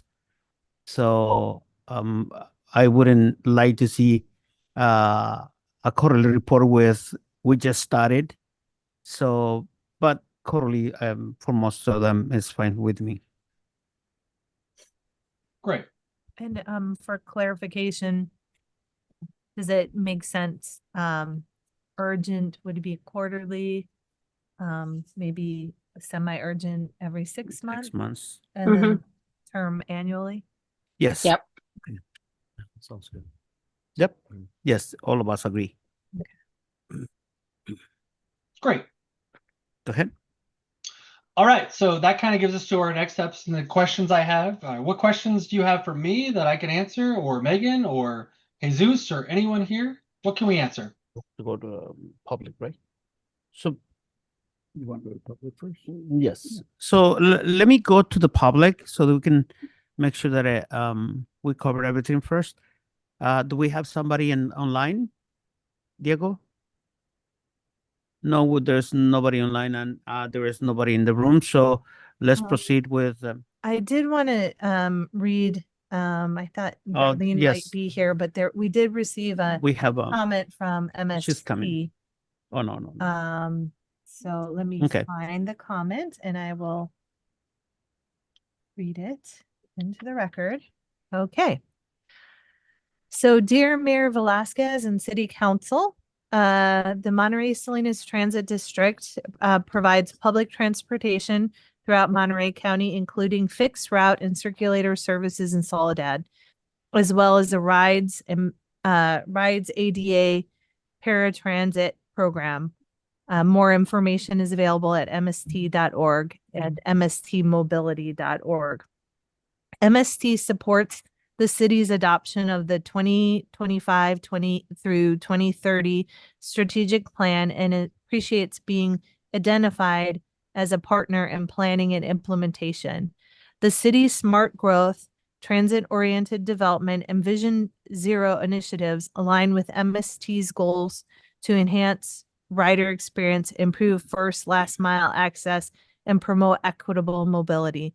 We respectfully request involvement in the resubmission of the Safe Routes to School grant application to ensure continued bus operations post-project.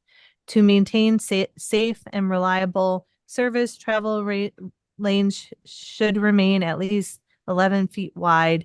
Narrow lanes increase safety risk by forcing buses onto opposing traffic or bike lanes and limiting emergency detour options. MST's Designing for Transit Guidelines outlines these requirements and is available for reference. We look forward to continuing collaboration with city staff to support safe, accessible, and sustainable transportation for all Soledad residents. Please contact me at M. Overmeyer, sorry, that's Michelle Overmeyer, at mst.org or 831-264-5877 with any question. And that's it. Signed, Michelle Overmeyer, Director of Planning and Innovation. All right. Thank you, Megan. And let's move with Councilmember Caldera. Do you have any questions? No, not for me. No questions. Councilmember Ansaldo Sanchez. Yes, there should be a page on the dais in front of you for just a couple of recommendations that I submitted to Megan.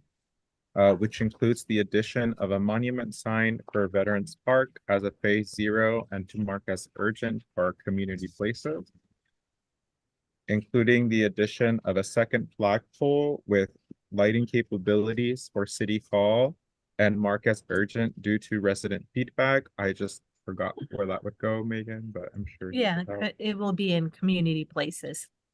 And then I think this is addressed, but just reiterating, including a plan for phase 0 of the Container Village project and mark it as urgent. Yes, and that is actually in the economy. That one is already there. I think I'll show you exactly. It's under goal 1.3, which is enhanced downtown revitalization, placemaking, and infrastructure improvements under 1.3.2, and it's listed as urgent, which is develop the Container Village as a small business incubator and downtown catalyst. And the first year, we talk about doing like a food truck pod as an activation of that right away. Perfect. And then I just wanted to say thank you to Alex for all of his work in this. It was pretty fun and pretty engaging, and I liked being able to work with him and like his personality. So I wanted to give you kudos. And that's it for my comments. Thank you, Councilmember Ansaldo Sanchez, and move on to Councilmember Bañuelos. Questions, comments? No, I don't have any questions, but thank you again, Alex. I'm going to echo what Councilmember Ansaldo Sanchez had mentioned, and also Jesus for stepping that up. Thank you. Nice. Thank you. Mayor Velasquez, do you have any comments or questions? I do. Thank you, Alex. First of all, thank you for all the great work, and thank you to all the team for guiding us through this process. I know I gave a lot of my comments already to Megan, but I do want to make sure as I went through the plan again, I wanted to make sure that I didn't forget. And I didn't see it, and I primarily focused now because I went through all the other documents, but I did focus on some of on the 20-page strategic plan, the key areas of focus. So I think it was the smaller document with the key areas of focus. The spreadsheet with the objective, the measures. Yeah. So I just wanted to make sure that some of the items that we talked about, and maybe they're there in all the other portions of it, Megan, but on the economy portion, I want to make sure that and maybe we talked about it, but that we have the target or the language to be able to target economic development that will add high value union labor jobs. I know we talked about obviously the employment, making sure that not only our economic development for our businesses, but also for our workforce. So I don't know if that's included. I know. Yes, there is a goal. One of the fifth goal in that chapter is strengthening workforce development, employer partnership, and economic opportunity. And that talks a lot about, bringing high paying jobs in different skilled sectors and creating career pathways. Also 5.2, expand job training. Yeah. Okay, so we can kind of assume that some of those would be some union labor jobs without kind of spelling them out. I just want to make sure that we're clear on that. Yes. Okay. Proactively attract and retain living wage employers and we have that in different sectors. So yeah, I think we didn't call it union, but we're assuming that because those are well-paying. Perfect. I was just like, oh my goodness, I want to make sure that we're calling it out. Okay, and then my other one under that one would be protect businesses from displacement. I know that we talked about it. We obviously have had a lot of discussion about, supporting our small businesses that have been here for a long time. I know we've had discussions about it, so I'm not sure if there's other language in that economic development piece where that could be ensured that we are protecting them. I know there's a lot of language about supporting our small businesses, but I want to make sure that we have language in terms of protecting them also from displacement. I think we talk about retention, which I think goes hand in hand with displacement. But we could add, it'd be pretty easy to add a little task to call it out a little bit more specifically about displacement. I would recommend, if the council is approved, if we can do that, that we add displacement, just given our current situations with some of our small businesses that we've had in the city. Yes, I think that's pretty easy to do. We have some of that language under 1.1.2 that also talks about helping opportunities to help retain and grow Soledad businesses. So I would put it under there. Okay. I agree. That's a great placement for it, Megan. Thank you. And then Megan, going under then just under the 2.9, then now in housing. So that's it with that one. And then under the housing, thank you so much. I think we captured a lot under housing, which is really great. But this is something that I know we've talked about before, Megan, and it came to my thought process as we were going through this. Can we or should we, I know we talked about establishing fair and consistent city county property tax sharing ratios for Soledad expansion plan areas. Would we be able to add that, or would it be something that we can include as part of the strategic plan? Are you referring to the annexation section? Yeah.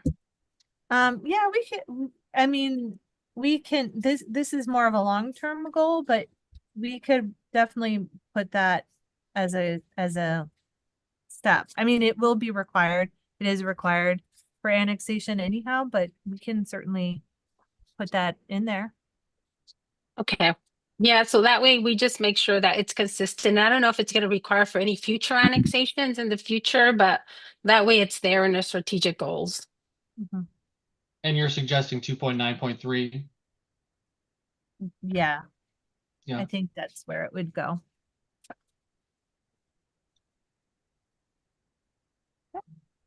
Yeah, thank you. And these are just kind of afterthoughts, so thanks. Okay. And Is that then I just have my last one, Mayor Pro Tem. This is on the let me just go to my, sorry, I have them tabbed here. On the mobility, hold on.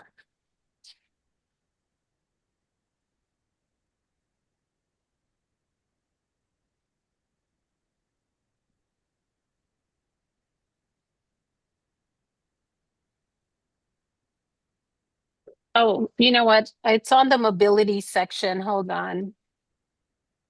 I'm trying to find it. I think this is on the, and this is a living document, as you said, Alex. So this is my final comment on this, because I know that obviously it's a work in progress and we can update this. But on the promote awareness, it's on the 8.3.3, and this is on the health portion of it. I just want to make sure I note this because it's on the promote community awareness and understanding of pesticide use monitoring and environmental health portion of it. So I know that there's a lot of information here, but I want to make sure that we're really clear on the data and responsibility and what we commit to as the city, because I think well, I just want to make a comment on this one and how we factor the language in. I know the department, the California Department of Pesticide Regulations has oversight, but they did create this year, they actually established a Environmental Justice Advisory Council, which is a EJACT. It's an 11-member agency where we have one Salinas Valley representative plus 2 representatives from Safe Ag, Safe Schools, and there are 2 Greenfield youth that are representative in that specific oversight advisory committee that are doing a lot of work with the Department of Pesticide Regulations to be able to look at some of the environmental issues regarding pesticide and looking at some of the policies and regulations. And also the Monterey County Agriculture Commission has oversight of some of those local policies. So I think for me, it's just a little wonky in terms of what that 8.3.3 is worded, and maybe it should be, for me, collaborating with the local Environmental Justice Committee, Environmental Oversight Committee, and with our local County Administration Commission to be able to raise awareness and understanding of pesticide use and monitoring. So I think it is there. I think the intention is that it would be a partnership. We can, if you wanted to provide the list of other organizations, because we have partnered with the county health department and agricultural agencies, which I would assume would be the ones you listed, to share pesticide monitoring data with the public. And likewise, we would also, help distribute the materials that they develop. But if you want us to list specifically those organizations to partner with, we could do that. Okay, I'll send you that language and information because I think this is more coming from the California Department of Pesticide Regulations, Megan. Yeah. So that way those could be listed to be able to work directly with them, since those were established this year and they have local leaders already that are already doing some of that work. So it's collaboration instead of us just, doing and hosting that, is more collaborating and supporting and working with them to be able to do that. Yeah, so we can just make sure that it's clear that it's a collaboration in the actions. Okay, perfect. Thank you. I'll send that over. Okay. Okay, Is that that's it, all I have. Mayor? Thank you. All right. Yes, thank you. Mayor. There was for me, there's only one thing, and let me check on that one. It's I think it is under housing. And housing is what, 8? No, housing is Yeah, chapter chapter 2. 2. Let me see. It was Yeah, no, 8. it would help. I put it health, education. Well, I had a comment about the education. It's a good thing that we don't have urgent matters in under education, but housing is a number. We have a goal to have 734 houses developed by 2031, and we are already at the end of 2025. So it's 6 years from now, and I was wondering if that is a sound 2.1.1 facilitate the development of 734 housing units by 2031. So that is creating or developing 123 houses per year in the next 6 years. We are in basically this year ended, and there is no clear notion or clear perspective that any housing development will establish besides the one that the school district is doing. So I'm wondering if that is an adequate number, or if we should extend that 2031 to maybe 2035. Just to clarify through the chair, this is actually our direct not requirement, but yes. from the housing element, this is the goal that we have in the housing element. And the cycle ends in 2031. We do produce other types of housing, like ADUs, for example, count towards this. So yes, and I was actually talking to somebody else earlier about that, because when I see housing, I immediately think about a house, and we're talking about the density in Soledad, and there is also apartments. There is also what do they call it for UD something ADUs. So are we counting all of that, right? Yes. Okay. And we have, I mean, to be honest, can we achieve this? ADUs. It may be a stretch, but I think stretch is good. But if you look at what's in our pipeline, we have 100, we have just closed on the 540 Gabilan RFQ, and we're going to be coming back probably in December with a selected partner. We have the parcel E with 104 units plus the Eden Housing. Okay. I just see I made an error here. It's 40 units of affordable housing, so I'm gonna correct that. And then we have Almond Acres, which we have the environmental document. The comments concluded, and that's 52 small lot homes plus a 12 unit affordable housing. And then we have parcel B, which you just approved the entitlement for, which is 37 plus 24. So if you even just add kind of those all together, that's I think about 400 or so units that are in our pipeline. So plus again, we'll have other things like ADUs and potentially even small infill development where we have a couple of vacant lots in town that we might see some things. So do we have any projection as to when Miramonte will start, or if we are even close to? I think it's possible that we will be able to have a development agreement for council consideration in the next 6 months.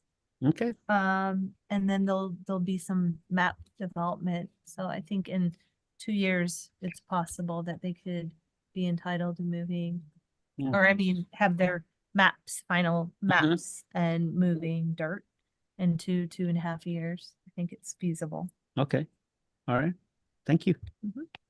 And that's all for me. Is that we're gonna have a motion, right, to accept the strategic plan. So if no other comments or questions, I have Mayor, I have one. Yes, go ahead. Mayor Pro Tem, I have one more. Sorry, Yeah. Megan, under A 3.3, I did forget one. And can you clarify? Because it says create agriculture buffers between farmland and developed areas in Soledad. I thought we already have to have agriculture buffers between farmland and developed areas. Is that a correct statement there? We do have to, I'm sorry, you said 3.33. 8.3.3. It's under the implement or promote community awareness and understanding of pesticide use, monitoring environmental health impacts. Yeah, because I thought we already have agriculture buffers. Yeah, we can, I mean, this is, I guess, potentially a more of a long-term thing, but we could just probably change create to implement. Make sure that, because while we have buffers, sometimes I can think of one example in Salinas where buffers disappear. So maybe we can just change that to implement if that's okay. Okay, but the requirement is, aren't we required to have buffers? Agriculture buffers with? It is generally a requirement of LAFCO when you go through the annexation process. Right. So yes, but I think what we can just put is implement, because I've seen situations over time where those buffers get eroded and not maintained, or we could say maintain, maybe maintain agricultural buffers. Okay, I like maintain then, because you were talking about developed areas, and maintain agriculture buffers between farmland and developed areas in Soledad. Okay. Thank you. Okay. Is that it? Yep. Yeah, so thank you, Mayor. I would like to entertain a motion to approve resolution 6301, a resolution of the City Council of the City of Soledad adopting the 2530 Soledad strategic plan. I motion to approve resolution 6301. Motion by Councilmember I Yes. would like to propose an amendment to just include what we discussed in that resolution. Oh, yeah. It's With up the to you. changes, yes. Okay, yes, Yeah. Resolution, motion to approve resolution 6301 with the changes suggested, and motion by Councilmember Bañuelos. Do I have a Second. second? Second by Mayor Velasquez, and we do roll call. Velasquez, Hi. Mayor Pro Tem Fernando Cabrera, Yes. Councilmember Fernando Ansaldo Sanchez. I Yes. Aye. And motion passes. Yes. Excellent. Thank you, Alex. And good night. Thank you, Alex. Thank you, Thank Alex. you all. It's been a pleasure. Hey. You all are fantastic. By the Thank you, way, you Alex. letting grow your beard, huh? What, you don't like it? Thank you for moving me up on the agenda. I appreciate it. I am going to sleep. Okay. Thank you all. Thank you. Good night. And we are going back to our public hearing. And I hate to do this to We hate to Beatrice do this again, but I think maybe the item related to One. the MPE contract may be a little bit quicker. And may I suggest that we make one more modification We are, and bump up. all right, so Alex. we are holding Beatriz a little bit longer, and we're gonna ask Alex to do the presentation on business item 1, resolution 6299, a resolution of the City Council of the City of Soledad approving a contract change order for construction services with Monterey Peninsula Engineering, MPE, for the amount of 110,588 with 42 cents, for the total amount of 4,681,478 .38 for the Front Street maintenance project, and authorizing the city manager to execute said contract change order on behalf of the city of Soledad. And we also go in resolution 63000, a resolution of the city council of the city of Soledad accepting the Front Street maintenance project as completed by Monterey Peninsula Engineering, MPE, and authorizing the release of retention in the amount of $234,073 with 92 cents. And through the and- chair, before Alex begins, just to let you know, we do have a change order. Alex can go into a little detail, but it's related to, a lot of it's related to additional asphalt that we needed. And then it was also due to some of the work that we did to get the Container Village shovel ready, and we encountered some conflicts, and we kind of had to keep things moving because of the ARPA funds. But if you approve the change order and the retention, we are completely done with the project. MPE has performed everything that needed to be performed. And we do have our construction manager who also evaluated and signed off on everything else. But with that, I think Alex could probably be even briefer. I don't know if Alex has anything to add, and then we can answer any questions just to make the meeting flow a little bit better, because you might want to talk a little bit more about CDBG opportunities. Yeah, thank you for that, Megan, and good evening, everyone, council members, Mayor Pro Tem, Mayor Velasquez. Just like Megan mentioned, this is just a change order to, essentially catch us all up, address all the additional work that was required as this project, and just, bring it before council for approval. And assuming that's okay with all you guys and it's approved, then we move over to the motion of essentially accepting the project as complete, releasing the retention, and then just finalizing this whole project up. And with that being said, I'm happy to address any specific questions. No. Hmm? No. So we're gonna start with questions? Yep. Okay, so let's start with Councilmember Santos Sanchez. Do you have any questions on this item? No. No questions. Councilmember Bañuelos? No, either. Mayor Velasquez, do you have any questions? Councilmember Caldera is out and probably in the restroom, so do you have any questions for Alex?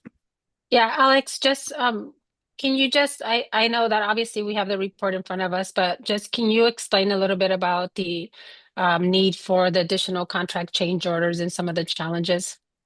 Yeah, of course. Just to briefly kind of summarize them. During this project, we were intentionally looking at those two properties on Front Street that were hopefully in the future and, working towards developing for that future container village. And doing so, we unfortunately ran into some utility conflicts that were tracked on T&M tickets. That's reflected in this change order. In addition to just additional bid quantities, we had to do more asphalt, as mentioned, Megan mentioned, just to have a complete project. If we're going to be spending all this money, we're going to be doing it right, of course, right? And of course, the additional various miscellaneous items that we had to track throughout the project, just to make sure we accounted for them. And that's reflected in this change order, like the traffic control assistance during the bird netting project, the painting of some blue stalls, and of course, any additional material in the project. But that's kind of what this change order is about here. Thank you, Alex. I wanted to make sure that there was, I know that we've had various contract change orders, but I want to make sure I know that there was a lot of just concerns about the different road maintenance work that was being done and some of the costs. So thank you for citing those. And we might have to wait a little bit for Councilmember Caldera. Of course. Oh, here There you he go. is. On cue. Right. Councilmember Caldera, do you have any questions on business item 1? The front The Front Street Change of order. change order and Change order. release of retention. No, I don't. Good. So no questions. Do we don't have to go to the public? Oh, yes, No. yes, we Nope. do. Yes. So let's see if there's anybody online. No questions online, no questions in the room, and we're gonna entertain a motion to approve resolution 6269 and 6299 and 6300. Anybody? So the first one, should we do both at the same time, or one is the order Yeah, change actually, you could take both of them at the same time. at the same time? Okay, so let's entertain a motion for resolution 6299, a resolution of the City Council of the City of Solid approving the contract change order for the construction service with Monterey Peninsula Engineering as read before, and also resolution number 6300, a resolution of the City Council of City of Solid accepting the Front Street maintenance project as completed by Monterey Peninsula Engineering. I move to approve resolution 6299 and Motion- 62. Motion by Councilmember Banuelos, second by Councilmember Caldera. We do roll call. Mayor? Aye. Yes. As stated, aye. Yes. Yes. She got it. Yes. Aye. Yeah, motion passes unanimously, and we are now, thank you, Alex. Thank you. For your help on the presentation. Thanks. And now we are going back to the public hearing. Public hearing before the Soledad City Council for discussion of possible community development block grant. So this is the CDBG application for the year 2025 funding cycle public hearing. And we have Beatriz to do the presentation. Yes, Before she starts, I think I owe Beatrice and Atencia coffee after this for moving them around. Sorry about that. coffee sounds good. We all have early start tomorrow morning, so For a coffee moment, sounds I good. thought we were gonna make another change. No. Yeah, thank All right. you. Good evening, Mayor Pro Tem and Mayor and City Council members. So tonight, I'm joined by Tencia Vargas, our Economic Development Coordinator, who's been essential in gathering some information for the 2025 CDBG NOFA opportunity. So this CDBG NOFA is different from the ones for entitled jurisdictions. So this one is for smaller jurisdictions, like our jurisdiction. So it's still a competitive process, but we are only competing with other jurisdictions that are about our size, more rural jurisdictions. So there is a NOFA that was released on September 30th, and there is approximately 27 million available in funding for the funding year 2025. Again, some of the objectives of CDBG are to develop viable communities by providing a living environment and to expand economic opportunities, mainly community benefits for low and moderate income families, households, and neighborhoods. All of the activities must meet the national objectives, which are benefit low and moderate income households, aid in the preservation or elimination of slum and blind, and meet certain urgent community needs.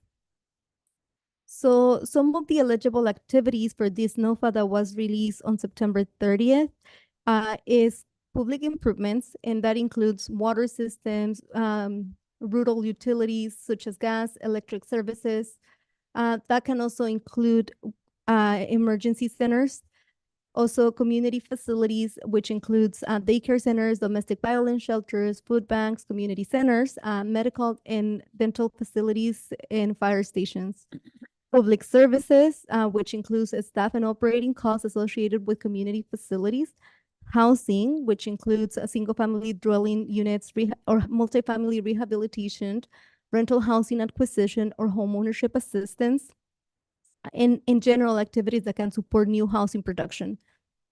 It can also include a small portion of planning and technical assistance, which this includes plans for housing, public works, community facilities.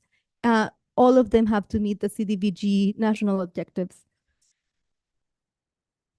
So the eligible activities under economic development also include creating an enterprise fund. And I think, I'm sorry, I covered some of this, that planning and technical assistance, and some over-the-counter services, such as retention of jobs for low and very low income workers.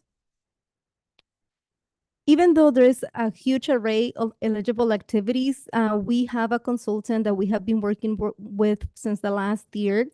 And we are trying to make our application competitive because, like I mentioned last year, this NOFA was first come, first served. That process did not go well for the state, and they recognized that first come, first served really created a lot of glitches in the system. Some people were not able to log in.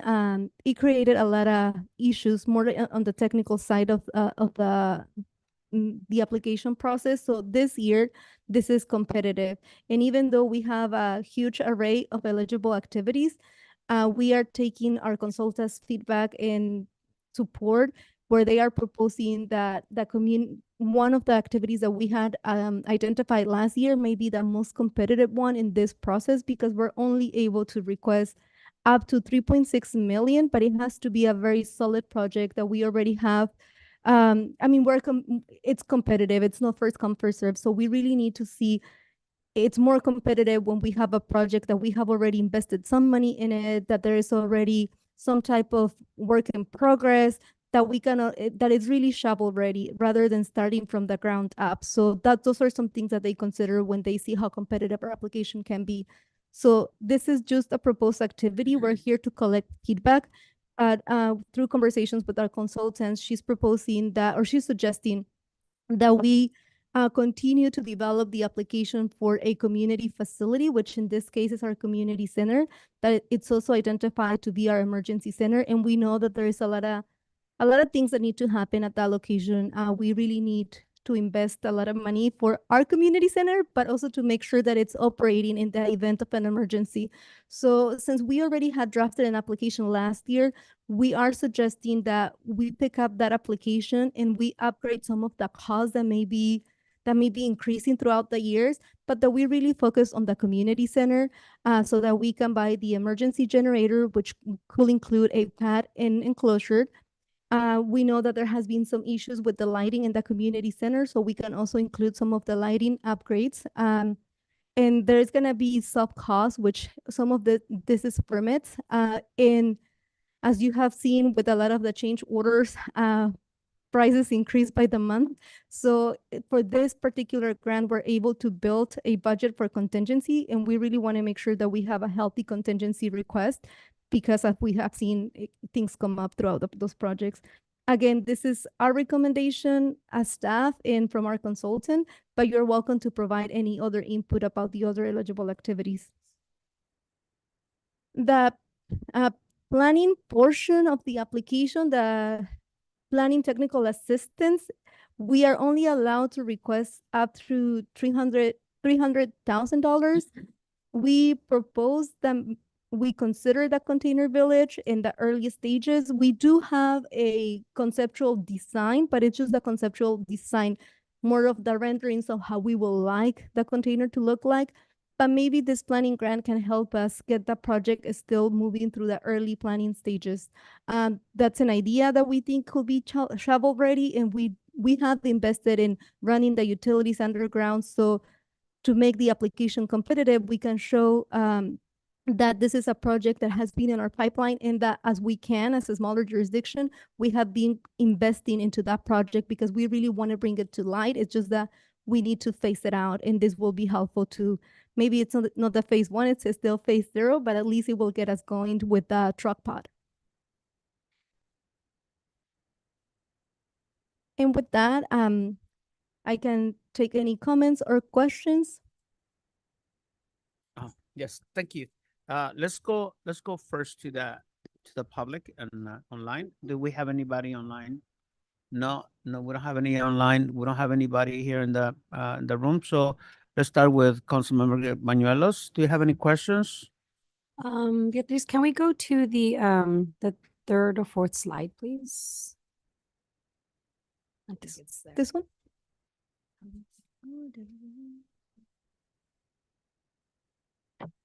No, it's the next one.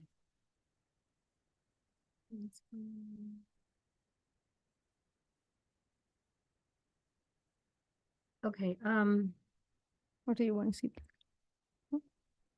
no, no, that was it. The other one? No, it's okay. No, I'm okay. I answered my own question here, so thank you. No other questions. No other questions. And Councilmember Ansaldo Sanchez?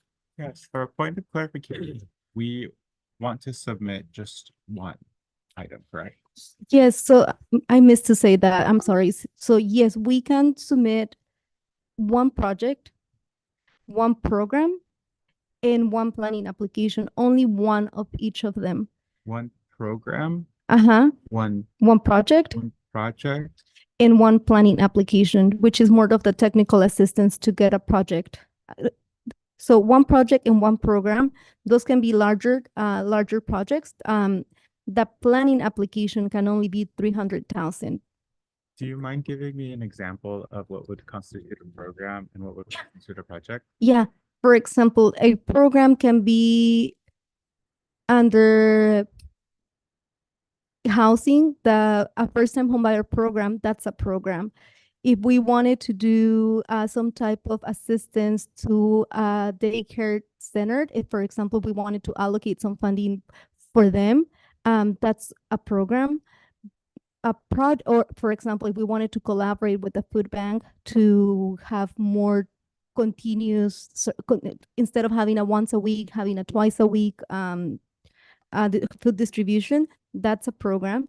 A project is more like the community center that it involves probably as a way to simplify it is if it's gonna require some type of construction or renovations, that's more of a project. And then if we wanted to like have an application for certain items, would us kind of starting something already or showing that we're committed to something help the application? It helps the application, yes, to have something that they can see that, of course, we need this funding to continue to move the project faster, but that this funding, it's not the only financial tool that we have to make the project happen, because we find the project to be so important for our city that we're allocating other sources of funding, or that we are allocating some other efforts to move the project along. So it helps to see that we're not relying on just one source of funding, that we have other strategies, or that we have already started the project so it's ready to continue to move forward. Okay, because I wanted to go back to the first slide.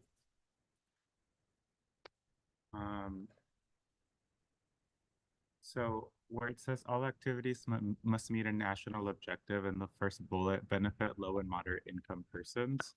And I just wanted to say that because I know we had a discussion a few meetings ago, and there was just some differences in opinions, but I think this is kind of where my mindset came from back then.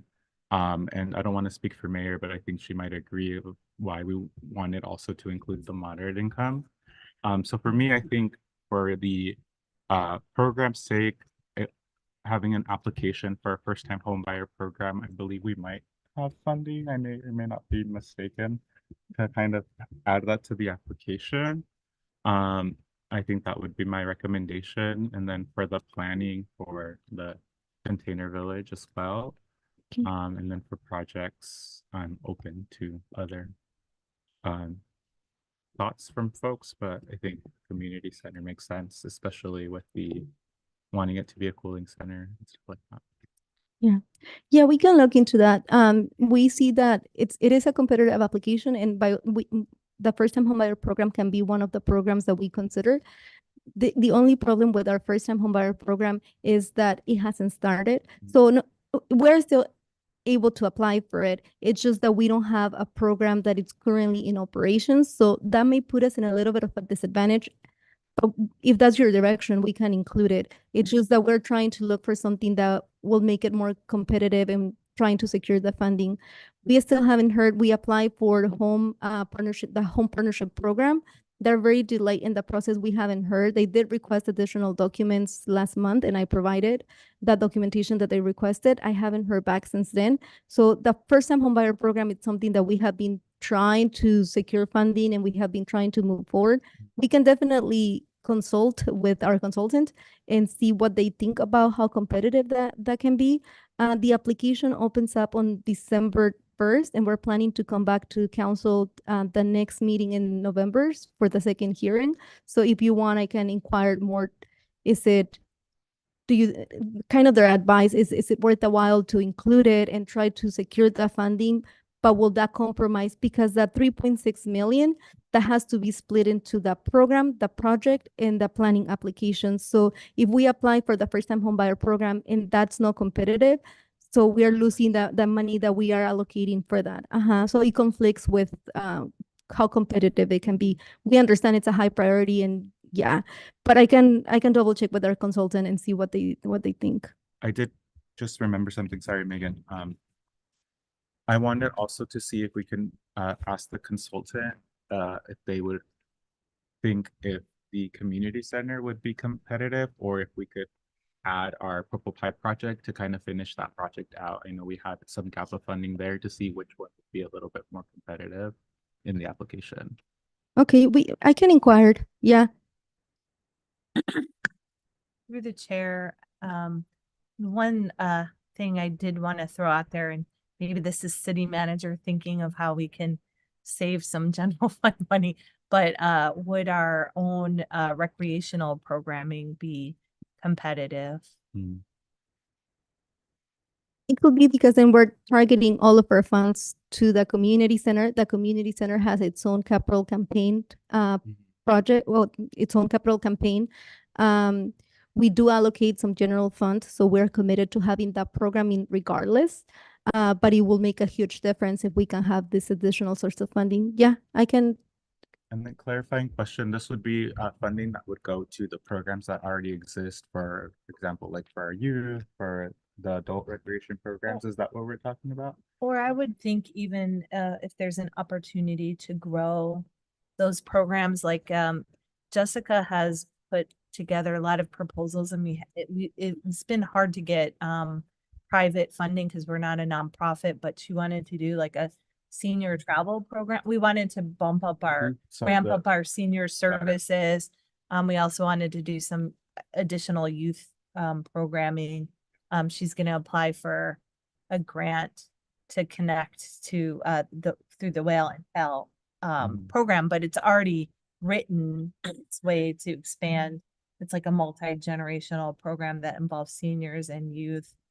So we have things that we can't get funded, but would augment or help our recreational programming. Could that also include maybe like some sort of like shuttle service to get folks to like the national park that's here? Because I know that's been a conversation. That's part of the senior travel program.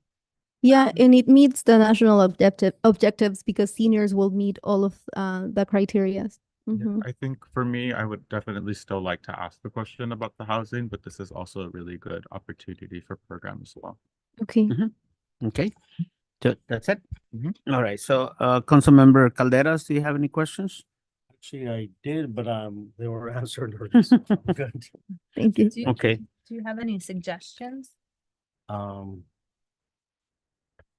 I'm just in agreement with Councilmember Anselmo. Okay. All right. Thank you, Councilmember Calderas. Mayor Velasquez, do you have any questions? You're muted. Sorry, did we already go through everybody? Yes. Mayor Pro Tem? Yes. Yeah, I would agree. I think, Megan, I mean, I understand the CDBG route and the matching funds, but I think we put a big emphasis also on our first-time homebuyer program, and obviously our housing. We just went through our strategic plan documents, approved those, and our housing component is obviously a pretty strategic, long document. And being able to look at securing the funds, I would really want to be able to determine whether we have an opportunity, whether the grant that we submitted, are we not going to, I want to be able to determine if we're really not going to receive those funds. And I'm not sure if there is an ability for us to be able to contact someone from the department to ensure that we didn't qualify, we're not receiving the funding, whether we can work with our senator or with our assembly person to be able to inquire whether we did get awarded or not. So that way we're not spending our wheels trying to figure out whether we apply for the money in this round of CDBG or not. I mean, I think that would be, I think for me, we just, if we're really going to be strategic about housing and first-time home buyers, I would really want us to really be focused on the funding sources that we have before us and really make sure that we're focusing on that funding source. So if we can ensure, first of all, that we didn't get funded. If not, I would want to look at splitting some of this in terms of the program. And I'm not sure, Beatriz, if we need to have an active program or the fact that we already have an approved program, we just Yeah. haven't activated it, whether that disqualifies us or whether that gets us lower points. I mean, I think we've gone through the process of approving a program and we have it in place. We just haven't activated it. Yes, no, it doesn't disqualify us. It's just that we haven't activated it. So that may make us less competitive. If other jurisdictions are applying for the same program and they have an existing program that it's getting implemented, it put us in a little bit of a disadvantage because we don't have an active program, even though we have the approved guidelines. But it doesn't mean that we're disqualified. We can still pursue the opportunity. It just depending on who else is applying, we may be a little behind if we don't have it up and running. Okay, but we can still show need, right? And we can still show a We pipeline of can. housing. But, oh, through the chair, one thing I might suggest is, we can go back to our consultant to see what's most competitive since we'll be coming back. And it sounds like there's or at least some consensus that first-time home buyers would be a priority, but maybe community center programming would be if it's more competitive, we could kind of tell you which one's more competitive and then you can make a decision Yeah. based on that, based on us following up. Yes. Yeah, yeah. And I think for me on the planning grant, Megan, with the construction plans and specifications on the container village, I think I agree with that one because I think we've been talking about that. And I know that's, again, it's on our priority list and we're not going to be able to move forward with, we did talk about phasing that and being able to ensure that, that's a massive project and we have to start somewhere. So if we can at least start, phasing that project out, getting, some of the infrastructure completed and looking at that, I think that's a good use of that planning grant to be able to do that and to get us forward to be able to at least get us closer to some type of realization and specifications for that project to move forward. So I'm in agreement with the planning grant for the Container Village project. I think that that's a good project to move forward with.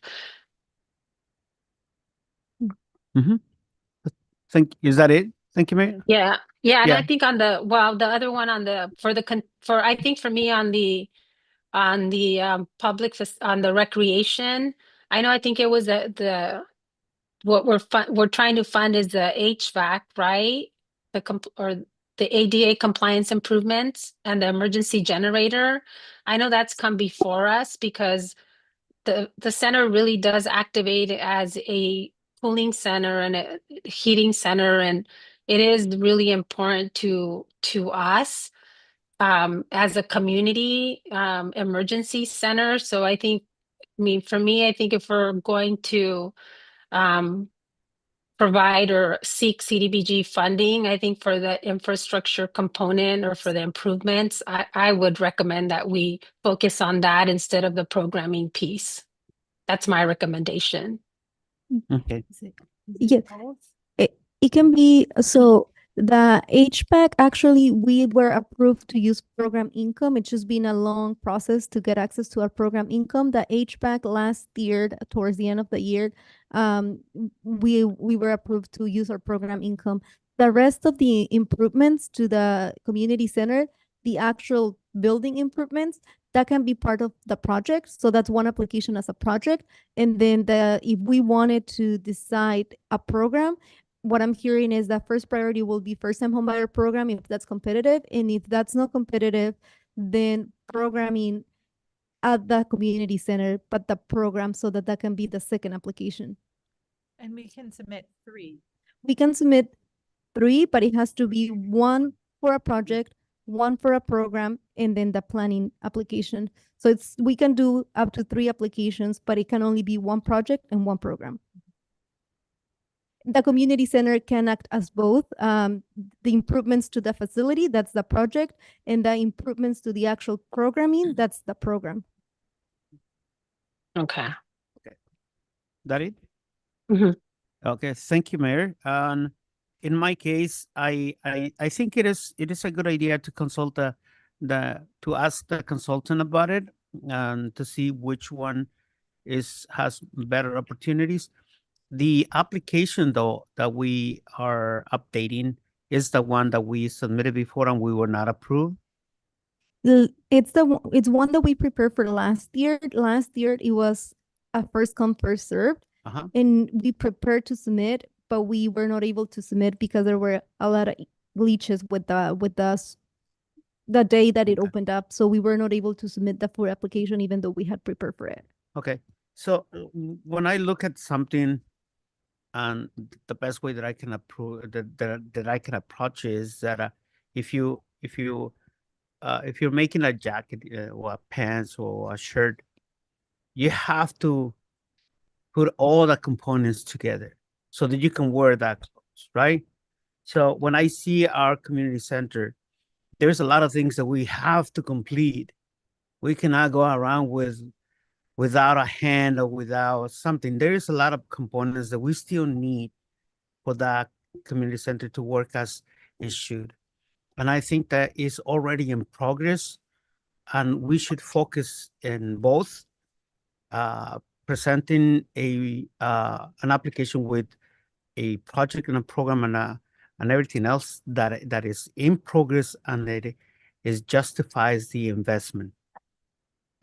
I know I'm very excited about the container village, but if we're gonna have $300,000 to plan, I have to ask myself what is next, and how many years am I have to wait for that to continue.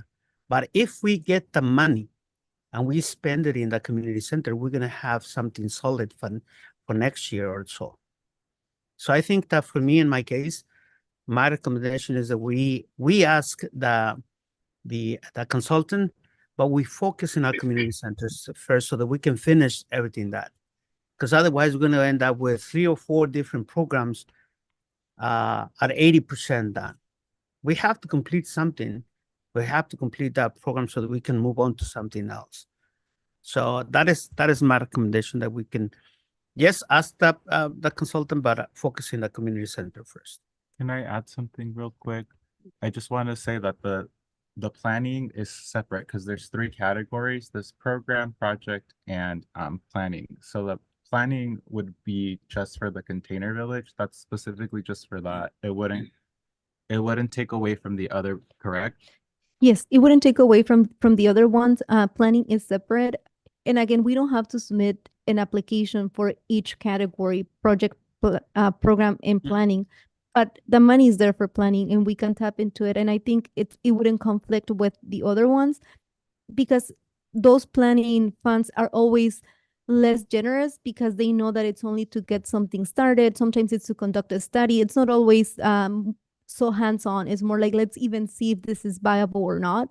That's what the money is for, like trying to figure that out. I think at this point we're a little farther ahead because we have the feasibility study. We know that it's feasible, but it's more to get us moving into the planning stages. So it wouldn't really impact our other applications. If that's the train of thought, we have the opportunity to do planning without impacting the other 2. Well, yes, go ahead. Sorry, I wasn't finished. And then also, I do want to just mention that the Purple Pipe project also is already in the works, right? And so it kind of goes to the same point that you made about like the hand and stuff, because we still, I think it's a park and a school, right, that we're still needing funding for, but it's in the works, the rest of the project, correct? Yeah, and through the chair, I think we would again talk to Susan about what's going to have the best low mod impact. That one, although very important and shovel ready, it is a little bit trickier to find the direct benefit to individuals. Yeah, it's going Yeah. back to the national objectives, Yep. the community benefit, but I see that the mayor has had her hand Yeah. up. Yeah, although Megan on the national objective couldn't Soledad as a whole qualify as low mod. I thought sometimes the national objective can qualify under the public facilities. Well, it depends, right? But don't we qualify as a city under low mod? I mean, It could be. we can try it. We can Yeah, try I it, think but We could try it. Mhm. I think we're also trying to assess the community center is also our emergency centers. That's why we were trying to, we think that putting an application for a community center that is also the emergency center makes it very strong. It has a higher sense of urgency, and that's what we were trying to do. Yeah, I was just gonna say that I think it also, council, as we're having a discussion, now that we've approved our strategic goals, I think it's also important to be able to ensure that whatever we move forward, as we move forward with approving and funding projects, that we also look back and ensure that we're tying our urgent projects as much as we can, right? Because obviously these have national objectives that we have to meet. But Beatriz and Megan, is it possible to go back when you're talking to our consultant and looking at within the strategic goals that we approve some of those projects that do also qualify? Do we have any of those projects that we have already identified? And maybe they are the same projects that you've identified here already. But are those within those not those strategic goals that we've already approved? I think being able to look at those and seeing, hey, how can we already look at those strategic goals and start checking some of those things off that we've already trying to accomplish and moving some of those forward. I think it's going to be really important. Okay. Yeah, absolutely. We can do that. Okay. Thank you, Mayor. And at this point, I don't think we need motions. You just do you have enough suggestion of the direction to Yes, but I'm proceed? sorry, did we open the public hearing and close the public hearing? I don't think we did. But let's open. So let's open the public hearing. We remind the public that we were confused because we changed the order of the items. So we opened the public hearing, we gave the public hearing, and now we're gonna close the public hearing, right? Yes, Mike? Let's make sure there's nobody who wants to participate yet. We asked the public and there is nobody in the online, okay? And there's nobody here. No. So let's close that public hearing, and thank you, Beatriz and Tencia.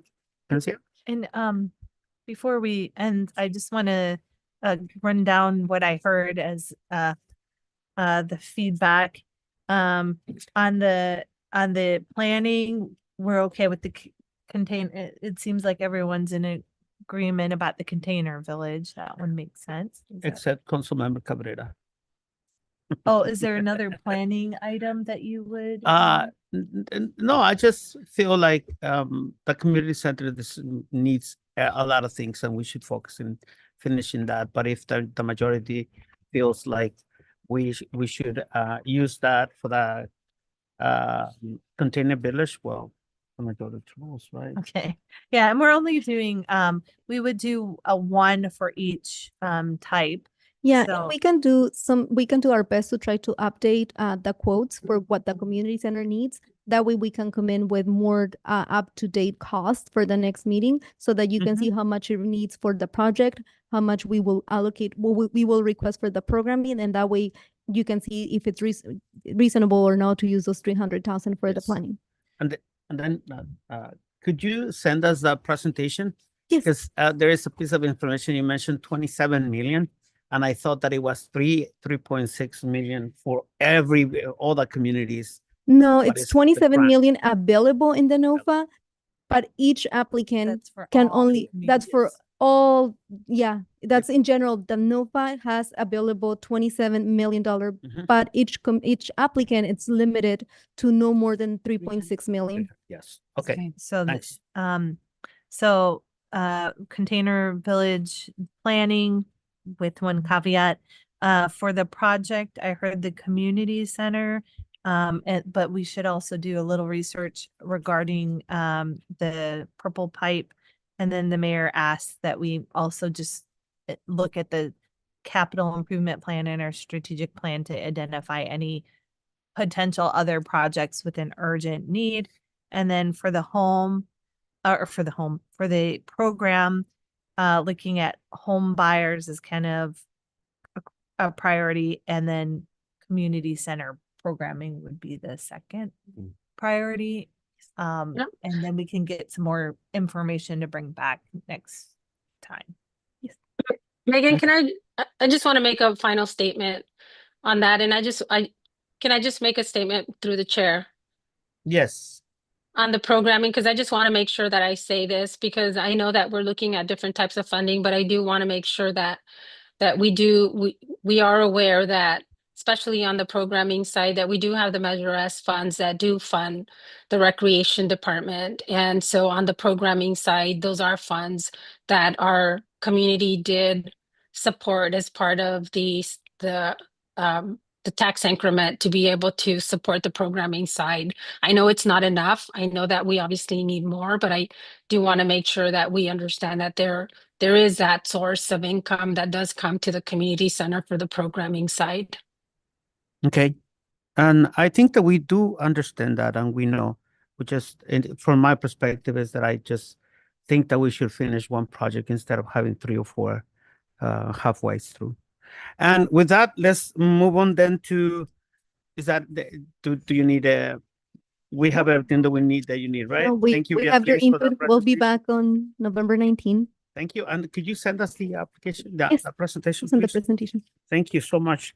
And then, so now we are on reports. Mayor, it's your turn. Reports and acknowledgements. Mayor? Yeah, thank you. Sorry about that.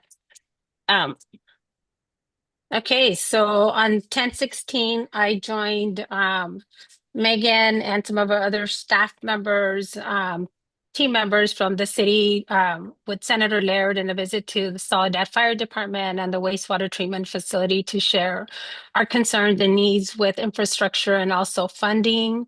On October 18th, I attended the Salinas LULAC Black and White, which is a scholarship benefit for the Salinas Valley students, including Soledad and South County. On October 20th, I met with Soledad resident Randy Flores, who wanted to discuss concerns about the pharmacy closures in Greenfield and King City, and the impacts to Soledad residents and the cost of housing impacts to young people. On the 22nd, I attended the TAMZ meeting. I became aware that Soledad received the funding from MBARB for the EV charging stations at the community center. So excited that that's coming forward. We also discussed the coastal rail projects and funding for the Chular interchange of environmental and preliminary design work that's coming forth. And then on the 22nd, on the same day, I also attended the Leadership Council meeting, and they're preparing for the point in time count that's going to happen in January of 2026. So more information will be coming forth.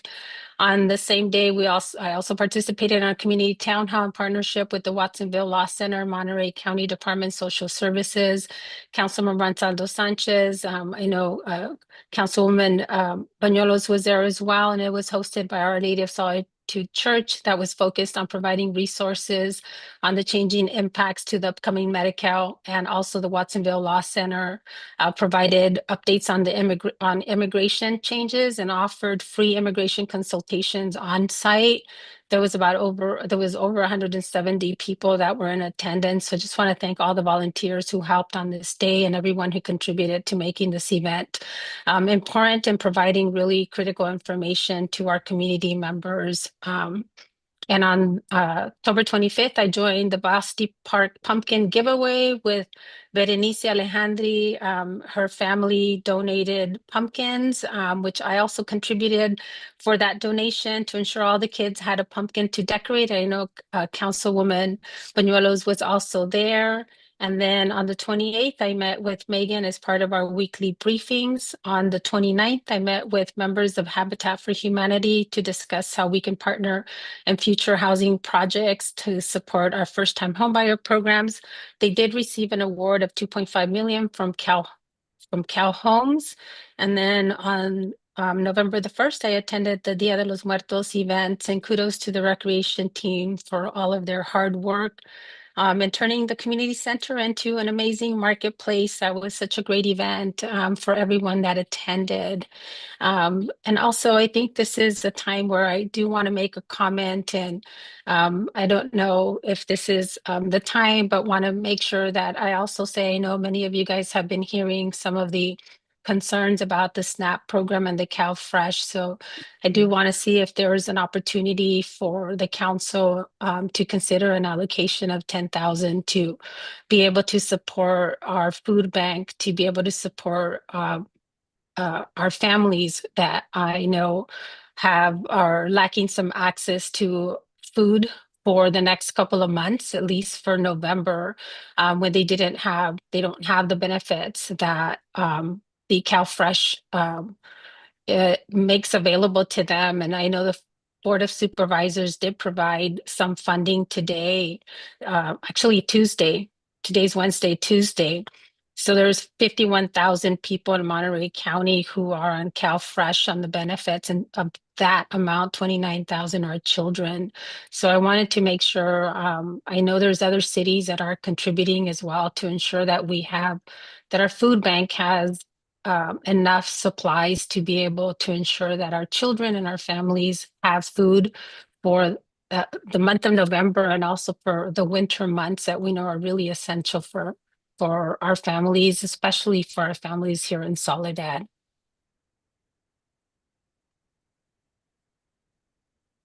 Okay. Do you want to? Do you want to just? Okay.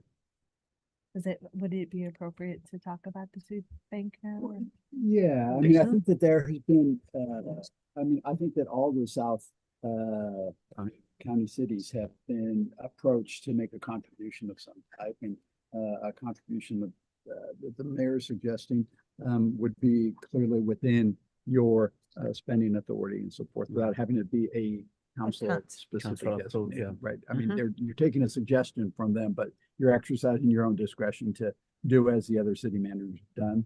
I think that I received notice today that King City was planning on contributing $5,000, I think, to the food bank. So Yeah, and so just curious on comfortability of the amount. There's some I think King City is doing 5, Delray Oaks is doing 5, some other cities are doing 10. Yeah, I think It's within my Megan, budget. Go ahead. sorry. I think if you can come back with I think if you can look at what we have in our budget, I know obviously, we want to take a look at what we have in our budget, but I think it's really critical to also take a look at, obviously we know our families also have a need, but if we can look at what our budget can absorb, I think that would be important for us to know as well. I would like to add that I think I would also ask us to consider, I know we each have $2,000 allocated to have an event of some sort, and I think it would be maybe worth considering everybody taking 1,000 from there and upping it to 15,000, but that's just my recommendation. I wanted to ask a question, because is this donation directly to the food bank? 'Cause Yeah. I Yes, and I would say,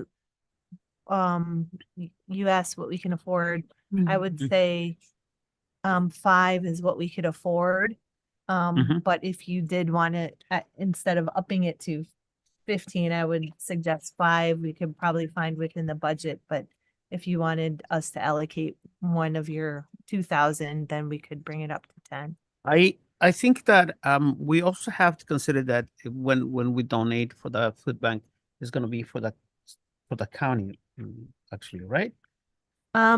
So No, Because how much is our people actually gonna get? And because I'm concerned that if we donate, like for instance, if other cities donate $5,000 and we donate $10,000, but most of the people get more food than our people, then yeah. then S- s- we're actually supporting somebody else. Yeah. So Mayor Pro Tem, I think I can answer your question and we can get something. Mike, if I may, I know that I did have this I did, have a conversation since I know that there was other cities that were considering it and also the County Board of Supervisors. Would there be a possibility that we can get something in writing from the food bank to give us an indication that our residents would have an additional allotment of food during this time? And so I think we can get something in writing from the food bank to allow us to be able to ensure that with additional allocation that our residents would have additional distributions here in the city of Soledad. That way we can assure the council that there is additional funding, additional resources being provided to our families. Yeah, I mean, this is starting to get a little bit more complex than what I was anticipating we were going to do. So, my thought is that maybe we should go ahead and just put this back on the agenda for the 19th, and then we can address the global issue also of do you want to contribute money from your special event fund and so forth, and maybe we can find out by that time whether or not there is a way to get a commitment from the food bank that residents from the city would be benefited by a contribution and so forth. Okay. Okay. Okay. Are you done, Mayor? Yeah, so let me just clarify then, Mayor Pro Tem, so that way it doesn't get complicated. And if it needs to wait until the 12th, I just want to make sure I'm clear that, that wasn't my intention, but I just want to make it clear. We know that our families obviously are in need right now. And if we need to wait until then I will, but I just want to make sure that we have a sense of urgency in terms of the moment that our families are in currently right now. So, Mike, So maybe I have a suggestion if it's okay with Mike. So how about this? You guys are under my discretion. I have the ability to spend up to 50,000, but right now I'm suggesting that I go back and figure out what we can pull out to get to between 5 and 10,000. And I will talk to the food bank to make sure that helps augment what services, which I believe is the intention anyhow, is to augment the services that we all get. So I can make sure that we're getting augmented services in Soledad. And I know the CEO, and I'm fairly certain she will take the funding and augment what is provided to help make, especially because I think the SNAP recipients are not getting the full amount during this government shutdown.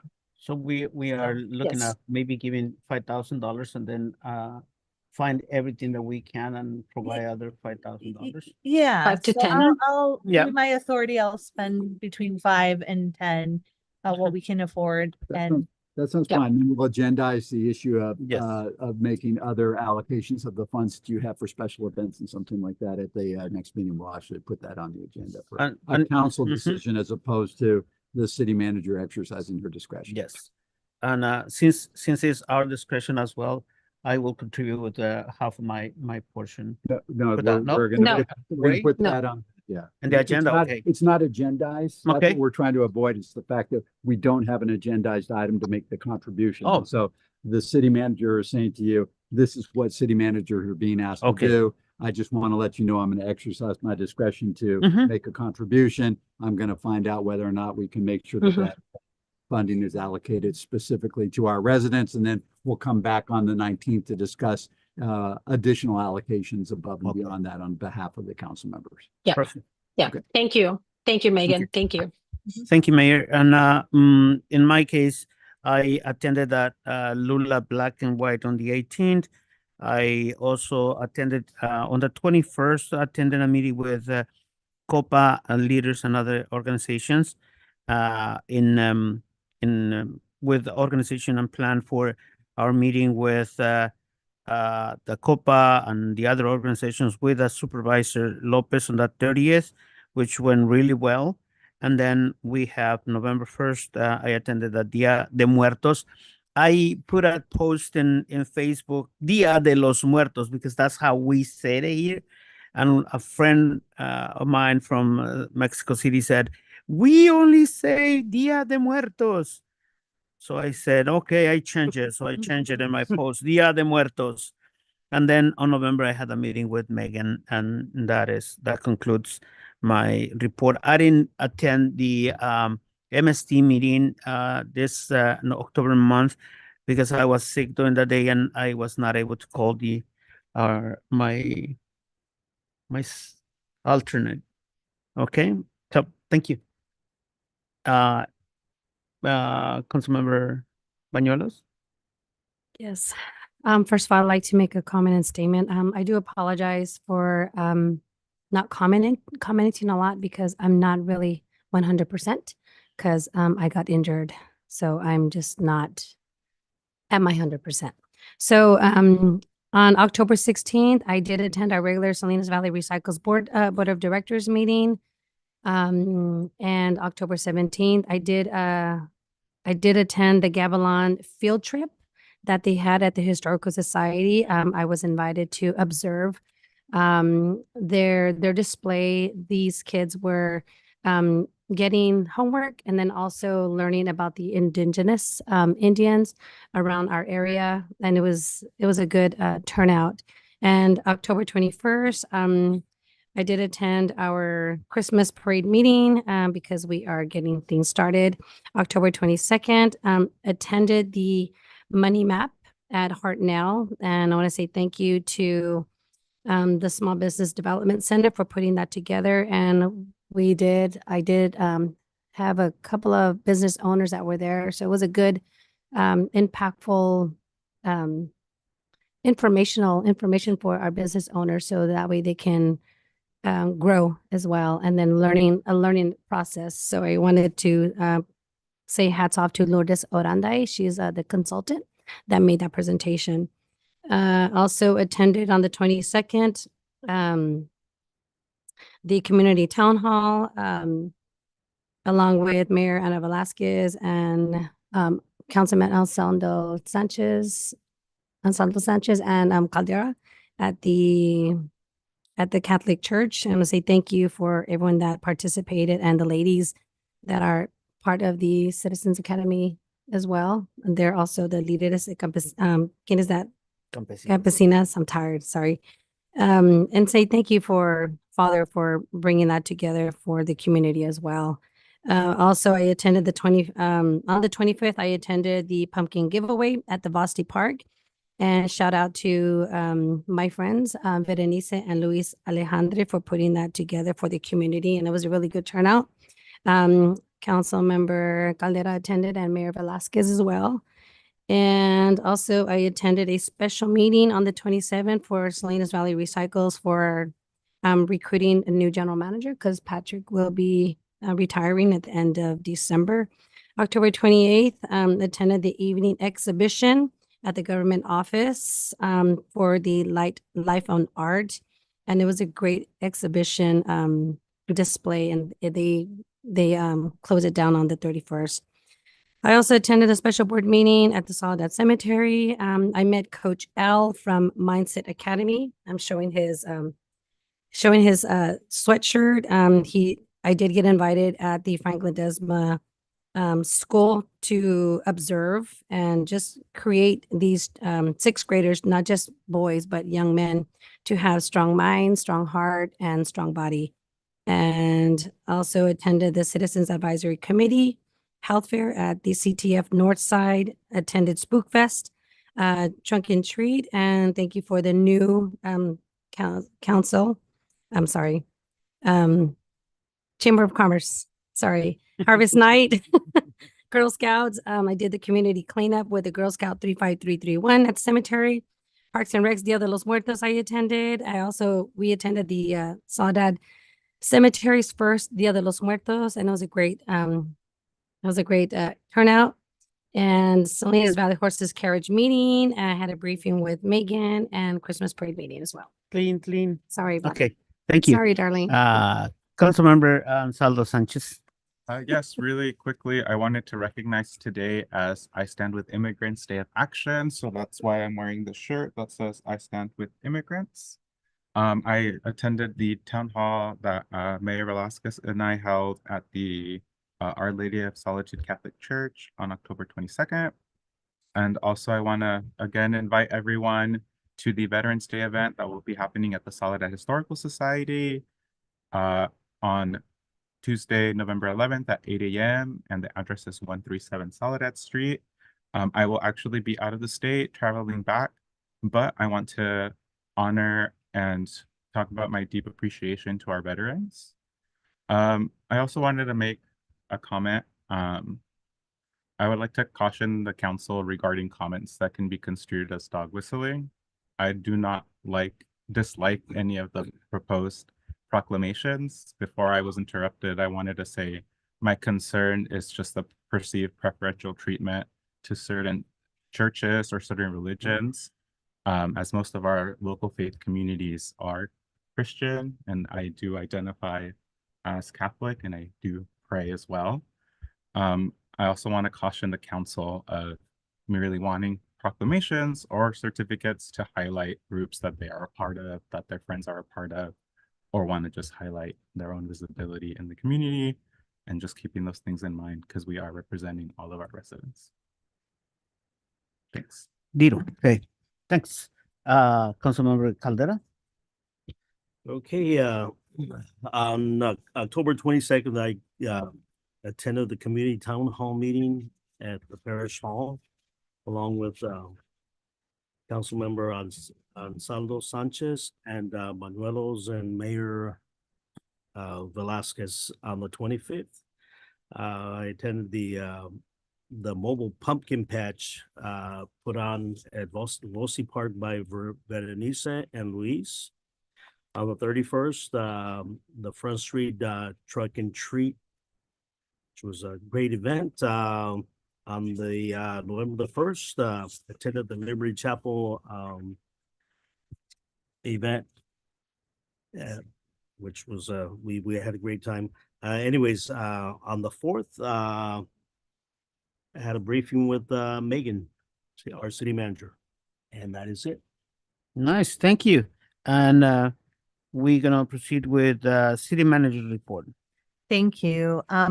First of all, I want to apologize to council and hopefully I get a little pass. I know I've been did not do my report the last 2 weeks, and it's because I've been working very hard on the strategic plan. And I think you probably understand with 100 pages of content, the effort that went into that. But that being said, I will make sure I get my report out this week. And I have been kind of keeping you updated on various things that have been going on.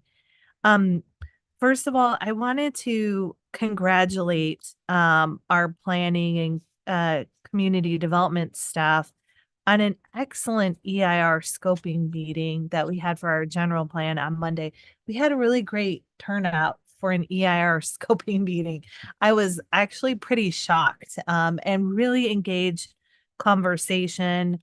Kudos to the general plan steering committee, who really did work into bringing people to that scoping meeting.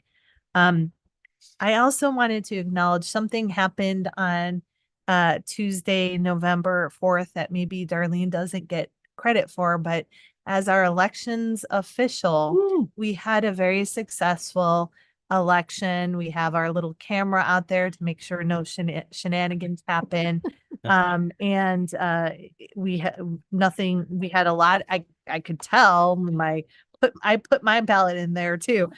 I heard it plop with a lot of ballots. So I know we had a number of ballots that were submitted. So kudos to Darlene on that. Yay. I wanted to also again give some kudos to Henry for organizing the Veterans Day banner program. That it was a huge undertaking, and he was really kind and patient with a lot of folks to get the banners out. And also a special shout out to Supervisor Lopez, who helped fund the program. We do know a couple of people came after the fact, and we'll look to see how we might fund some additional banners. The thought is that we would reinstall them. Probably it seems appropriate, and many jurisdictions do this around Memorial Day to 4th of July, and then maybe again in November, just to make sure we get full use of those. So any feedback on that is great. And then I do want to let you know, I'll be out of the office. I will miss the next meeting. I'll be out of the office from November 14th through November 25th. I'm going to Argentina to visit my nephew studying there.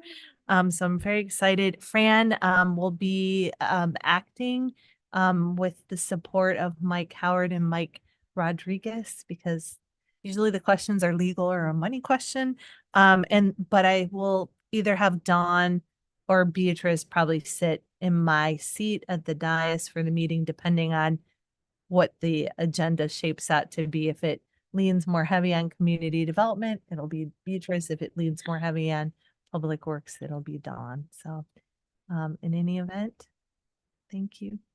Oh, wonderful. And yes, kudos for Supervisor Lopez. And we have a couple of people asking us for that. I communicated to Henry and those. So thank you so much for that. We are next with future agendas.